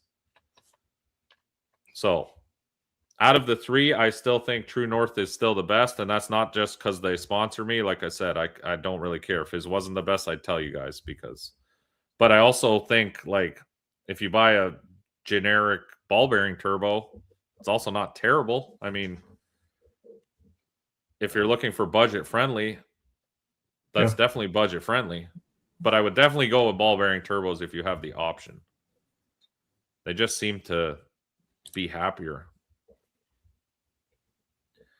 My standalone only makes 39 on lots of street driving. Turbo's fine. One thing I had to move was a tank vent. Yeah, no, we've done that too. I have a serious vent on the tank. Because that was another problem I heard is it compressurized the tank. And I agree with that because we were filling a catch can with pressurized oil when we didn't have a big enough vent. But now it's got a 20 AN vent on it. Like, there's definitely no pressure in the tank anymore. Because it's got a 20 AN vent, like an actual just free-to-air vent. And then it has also another 10 AN vent that goes to a catch can. And there's nothing in the catch can. Which tells me that it's not pressurizing anymore. Wang dang sweet poo-tang turbos. Hell yeah. That's the new design. So no, I found it interesting now that we've been able to run 3 separate sets of turbos to see like really if there is a huge difference between. But I honestly believe once you get up to 30 PSI, 30 PSI is 30 PSI. It's not going to fucking change a lot at that point. It's all how you get there, I think, is the difference between them. But ET wise, I mean, we ran the same times we ran with all of them. I mean, it's which was funny to me because I was like, well, maybe we have to change the fueling or maybe we have to, but it seems like air is air. Yeah. Yeah, I have a 20 vent. Yeah, I think that's part of it. PSI is a measurement of restriction. 100%. I wonder if you have I wonder the difference between obviously you're eating bearings and stuff like that. I wonder if it's like an oil temp issue. Yeah, but the oil doesn't get hot because it's standalone. It's not coming from the engine. Oh, that's right. I forgot you. That's why I did all that. We made it all standalone for the reason of multiple reasons. Number one, if the turbos go to shit, they're not throwing garbage through the motor, and vice versa. If the motor goes to shit, it's not throwing fucking shit through the turbos. Because a lot of times, you eat the bearing, all that bearing material now is in the oil pan of the fucking motor. Mm-hmm. And now it's pumping all that shit through your engine, which I didn't want. Number two was temperature, exactly what you said. I didn't want contaminated oil like, when you run E85, alcohol, whatever, it still fucking ends up in the oil. So I was like, the oil will stay cleaner. We'll know if there's a problem with the turbo because when we drain that oil, you'll see the glimmer in there. Yeah. Where a lot of times when you drain the oil, it could be your turbo bearings that are going and you're like, oh, fuck, look at the glimmer in the oil. My motor's fucked. And then you go and tear all your shit apart for no reason. So this just Yeah. made the whole process much better because now we know, okay, there's glimmer in the turbo oil, the turbos are fucked. Or there's glimmer in the engine oil, it's not the turbos, we definitely got an engine problem. The oil doesn't get hot enough to cook the moisture out of the oil. The Yeah. moisture as in it just sitting in... Are we talking He's talking- standalone or from the engine? I'm not sure.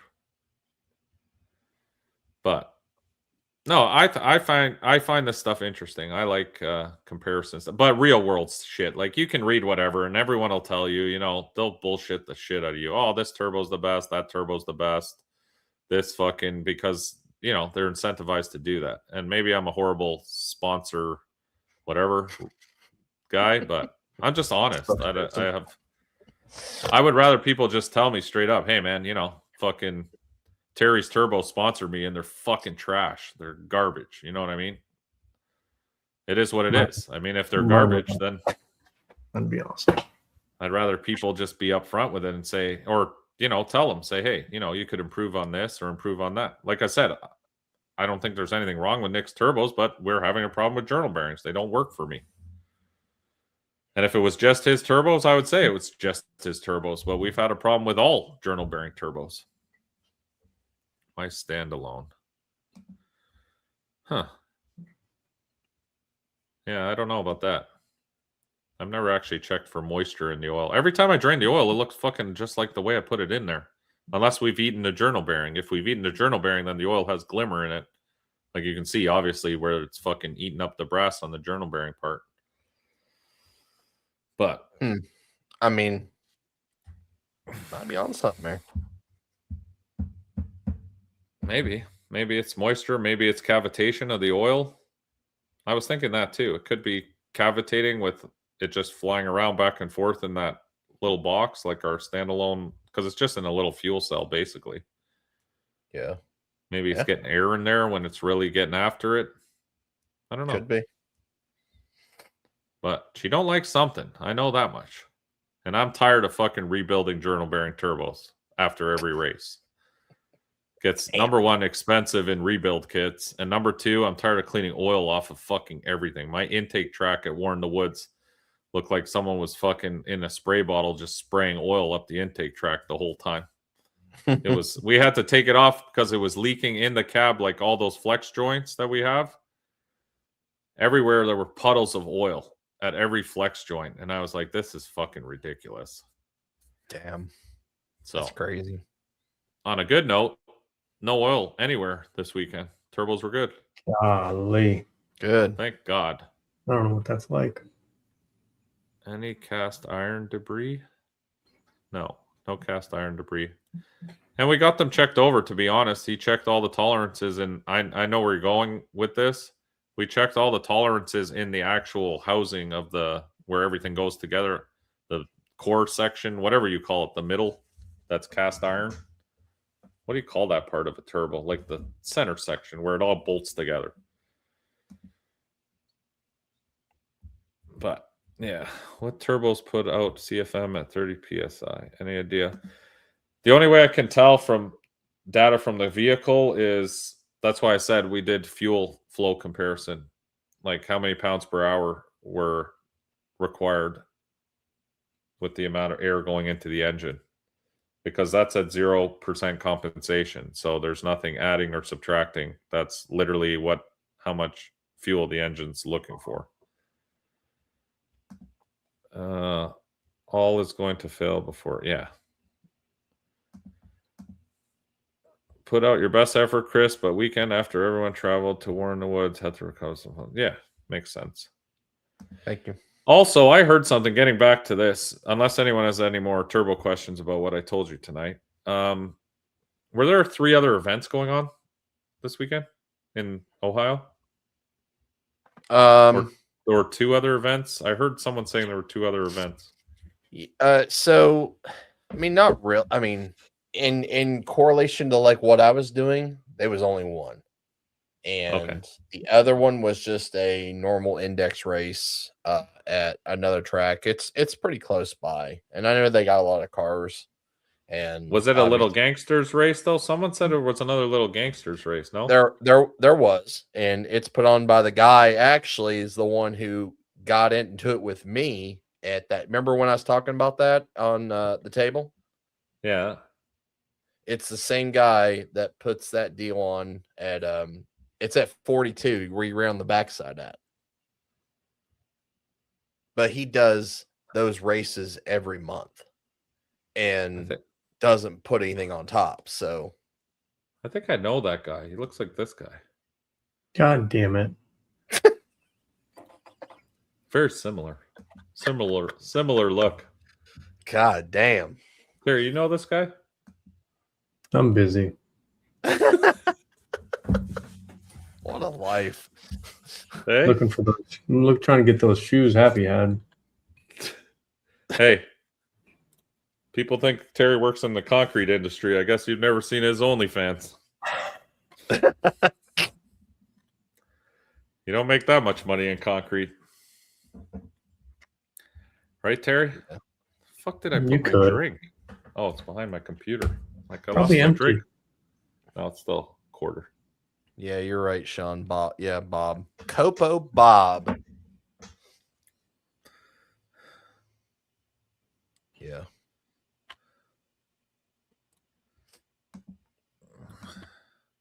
No, But it's honestly, still- I knew that was going on. I didn't care. Especially then after he talked to me the way he did, I didn't give a flying fuck. You were And I like, said, fuck that guy. I I'm going to said, show him. I'm gonna take every car away from him for to prove something. Yeah. The Ohio guys so mean to each other. You got to get along with each other, Chris. Aren't you all related? I get along. Oh, No, I'm not from Ohio, homie. Oh, well, that makes sense. I'm not Chris from originally the- from Ohio. where are you from, Chris? Tennessee. Oh, Tennessee. Tennessee whiskey. Yeah. What's that girl that sings from Tennessee that's pretty good looking? Ellie, country singer. Never heard of her. Oh, Ella. Yeah, that's That the was her one. last name. Chris, you got your wristband? Yeah. Yeah. What's the dates for cash days again? July 10th, I think. 11th and 12th. Oh, I'm leaving on the 10th. That's why I have the 10th in my head. That's the Thursday, right? The 10th. Yes. It's 11th and 12th. You guys will hear it here first. I spoke to Billy, and if his truck's done, we're grudge racing Friday night. KD Cash Days. S10 Right. versus S10. That'll be good. Yeah. We'll do just small bet, small gamble. Have some fun at the end of the Friday night. Yeah, absolutely. I think it'll be good. Oh, I think so too. It'll be a good race. That way, after I beat him in tailgate, I'll have a second chance to try to come back for some money.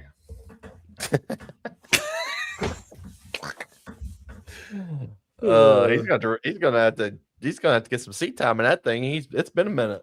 Oh, no shit. I told him, I'm like, bro, we got to get back to the OG. Never mind these bullshit cars, Camaro, Nova. That ain't the OG.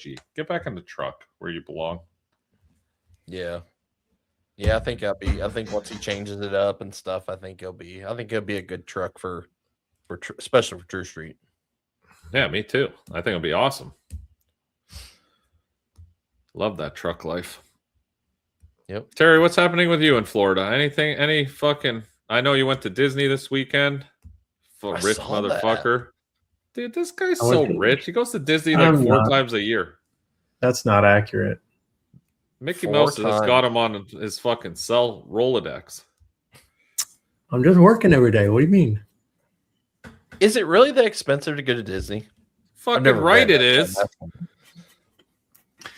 It's fairly expensive. Yeah. I mean, Chris, what you we get a talking, beer. like- You get a beer at the gas station. It's $4. You get a beer at Disney. It's $14. That's accurate. Yeah. What is it like? What are we talking? $300 to $500? At least. Let's just look up Disney prices. Okay. Now, there's multiple parks, right? So does like you buy a ticket, does that get you everywhere, or is that There's like different versions. You can, yeah, you can just get a ticket to Magic Kingdom, which is what I'll call Disney, or you can get Epcot, or you can get both, like we have Magic Kingdom and Epcot. You see how we threw that in there?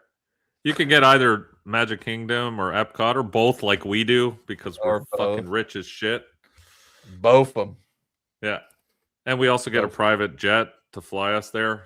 I mean, you don't have to do that, but it's part of the speed pass if you want that, where they hand deliver you olives in your martinis. But Hell for you yeah. peasants, yes, you can go to only one park. I mean, I would like to go. I think it looks like it might be fun. I don't know. I don't watch Disney movies. Actually, today was the first time I ever watched Toy Story. Toy Does that Story. Yeah, that's the first time. Terry I've ever looks seen like it. the cowboy from Toy Story. Woody. You're dumb.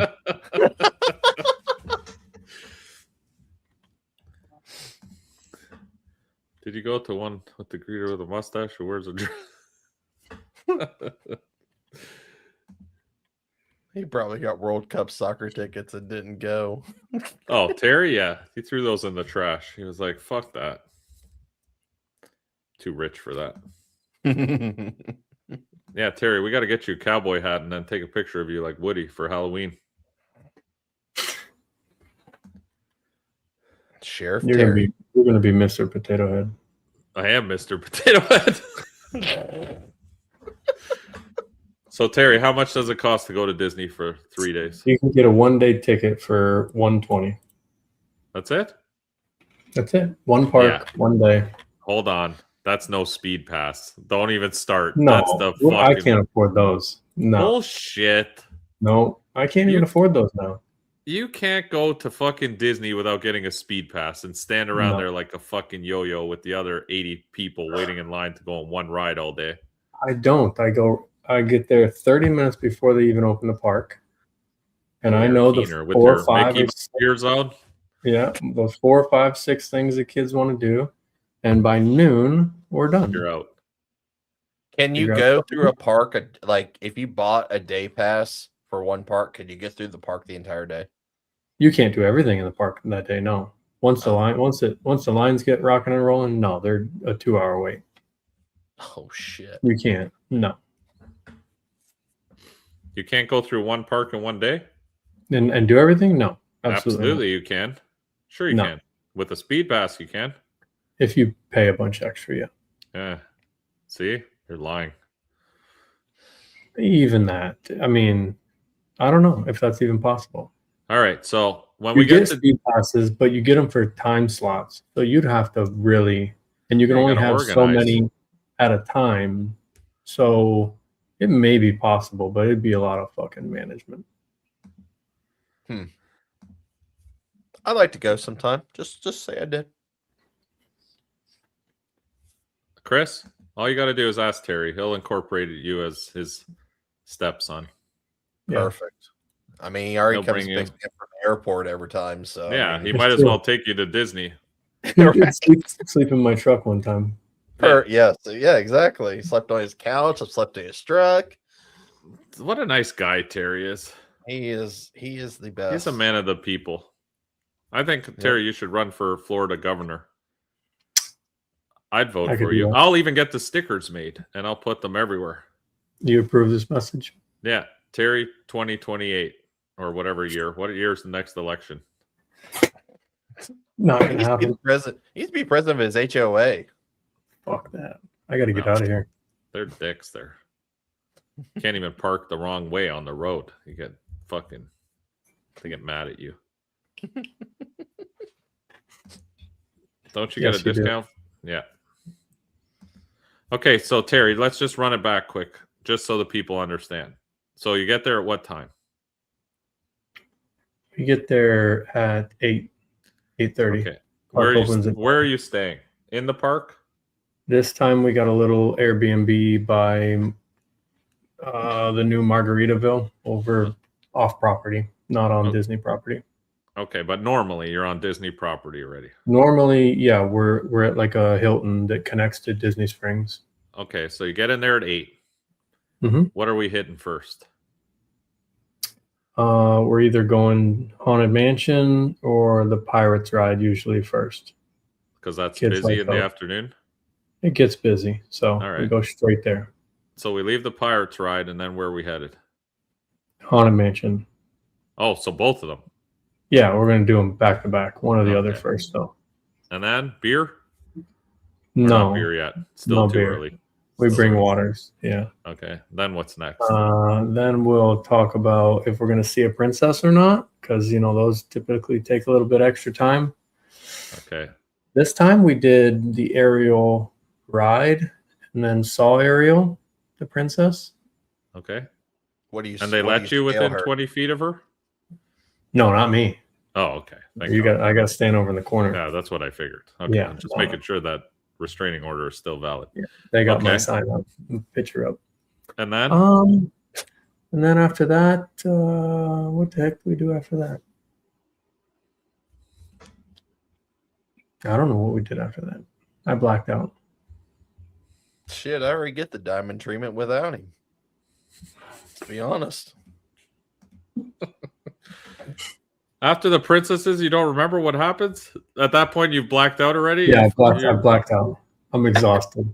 We did a bunch of shopping. We got some ice creams. How much are the ice creams? Oh, I don't know. Come I on, just you know. I just give Heather my card. I don't know. Okay. Oh, he just gives her his It's card. not. It's definitely not cheap. I didn't get the speed pass. I told you. You got to imagine, too. Terry's not going by himself. He's No, I going got four deep. 4 deep. That's what I mean. Yeah. It's crazy. Yeah. It's too much money. Yeah. So, if you guys have a second, please look up Terry Tickles OnlyFans No. and pay the extra $29 for the starfish pics. If you Google that, you're gonna be in trouble at work. I'll tell you that. Father's Day is coming up. Nothing says I love you to your father like signing up for Terry's OnlyFans for the starfish pics. This is one ride at Magic Kingdom I will never in my life go on again.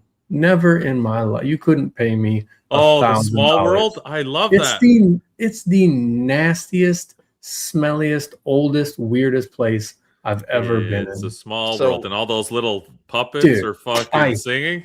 Eat it. So what's that? You should You're do on a it. boat. First ride. First thing you do is that's go your straight first ride, Chris. It's a small world. It takes you through all the different countries. It's fucking horrendous.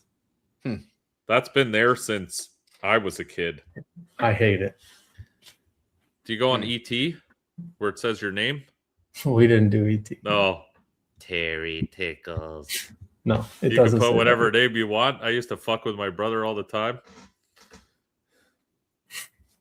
Is there anything Transformers there?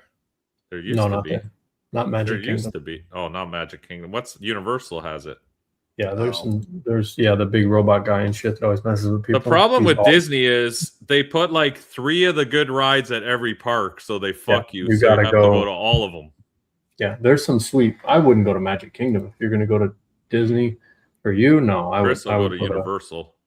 Yeah, I would go somewhere like Universal. It'd be way better for a grown up. There's some cool shit. Yeah, Tommy and Nelson went there, I think, this year, and they said they had a good time. I saw them at fucking. Where did I see them? I passed them in a line. Maybe at Epcot. Disney? No, I don't think it was Magic Kingdom. I think it was at Epcot. Heather will know. You didn't say hi to Tommy? No, I'm not a fanboy. But we were doing the back and forth while you're going into a ride, and we went one, and I said, "Fucking Tommy and Allison right there." She said, "No way." I said, "Dude, they're right there." And you didn't even say hi to Tommy. I didn't even say hi. No. Shit, Terry, you were I'm not bothering him when he's out in public. What do you mean not bothering him? He's a fucking Tommy. Who gives a shit? Fucking walk up behind him and pants him. You don't want to be messed with. Wait, what'd you just say? I'd pants him, He's trying to take his pants off now. Oh. Don't you remember that in high school? People would run around and fucking pants you while you're talking to a chick or something, and you're standing there like, in your boxers looking like a fucking moron. I can't say nobody's ever unpantsed me in high school. So no. Really? Oh, No. fuck. That used to happen all the time. It was fucking hilarious. Guys would run up, like a guy would be talking to a chick trying to fucking make his game or whatever, and fuck. Okay. I mean, I'd be giving her a show if they did that. So. I don't believe that for a second. I feel like Toy Story, you shoot little aliens, don't you? You're like Buzz Lightyear or some shit, and you shoot little green guys. I have no idea. Does this work? Oh, yeah, we're back now. Get kicked out. It was nice, yeah, for a while you weren't in here. I was saying, never mind. I won't say what I know, yeah, meant to be. Only for the fact that I got muted.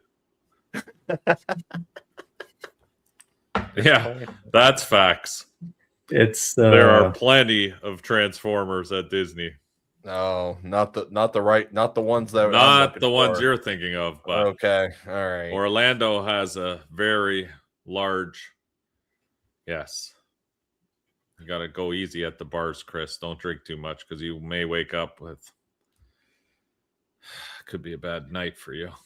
I went to one bar that was in Orlando, and it was a biker. It was a biker bar. Oh, so you'd probably be okay there, hopefully. Yeah, it looked a little rough, but I mean, Yeah. if Molly can survive there, then I can survive there. This is true. We probably shouldn't go down that road. I'm not. Nope. Not tonight, folks. All right. It's been 2 hours. We need to wrap it up. It's Sunday. Sunday fun day. But we could stay on here all night bullshitting about fucking Transformers and Disney, but yeah, we'll leave that one alone for tonight. It's probably for the best. I agree. Well, thanks for coming on, Chris. Are you you doing your show Tuesday? Yeah. Another recap. Yep. All right. Yep. So check out the table. I'm sure most of these people already do. Yep. And I'm sure you'll probably jump on here and there and say hi. Yeah, I'll come on for a bit if I got time. Yeah. So check out Chris Tuesday night, the table on YouTube, Facebook, Twitch. You got all kinds of shit. I see your things you're streaming on every platform. I don't even know what half those things are. Take advantage of it all. What's up, Dan? I didn't know Dan was even in here. Dan was the one who made the trophies, right? Yes, sir. Badass trophies, Dan. I love that. They look awesome. He does such a killer job. Yeah, wait till if you come to 304, wait till if you do go, wait till you see the trophies for that. He'll be there. They're so sick. Patrick the small tire said something that I missed. The small tire ones is gonna be something like nobody's ever done. I guarantee it. Small tire trophies? Yeah, for the championship. Dan gave me the shirt too, the puppy kicking shirt, right? That fits. I think that was same. This, yeah. This, I still have the sticker. Oh, that's awesome. I didn't know you even had that. That's amazing. Fucking right I do. I've been waiting to decide where I want to put it. You need to put it on your truck like now. I know. I love the sticker. That's why I haven't used it yet, because I haven't decided where I want to put it. Tell him to make you another. And I got a badass t-shirt. I've worn that, though, a couple times. That's awesome. Thank you, sir. Anyway, guys, thank you for joining us tonight. Appreciate you all. It's always fun to chat with everybody on Sunday night, catch up on all the bullshit that happens during the week. Chris, thank you for joining us as well. Thank you for great event this weekend. Don't get discouraged. The next one will be better, I'm sure. Yeah, but I'll work on it. Maybe one day we'll get Terry out to one of them. Yeah. If his Learjet's available, or if he's got time to fly in quick. I'm not at Disney. Oh, awesome. Thank you. And We will see you guys 2 Sundays from now. We've got a bunch of local stuff coming up. Who knows where we'll end up? I say we're doing local racing, and then I change my mind like I changed my underwear. So we may be at 304, maybe we won't. Maybe we'll be at the backside of Milan, maybe we won't. I don't know. But you'll have to stay tuned, and we'll hang out with you guys in 2 weeks and catch up on all the bullshit. So with that, I say good night, be safe, have fun, and See ya. we'll see you on the next one. Good night. See you guys.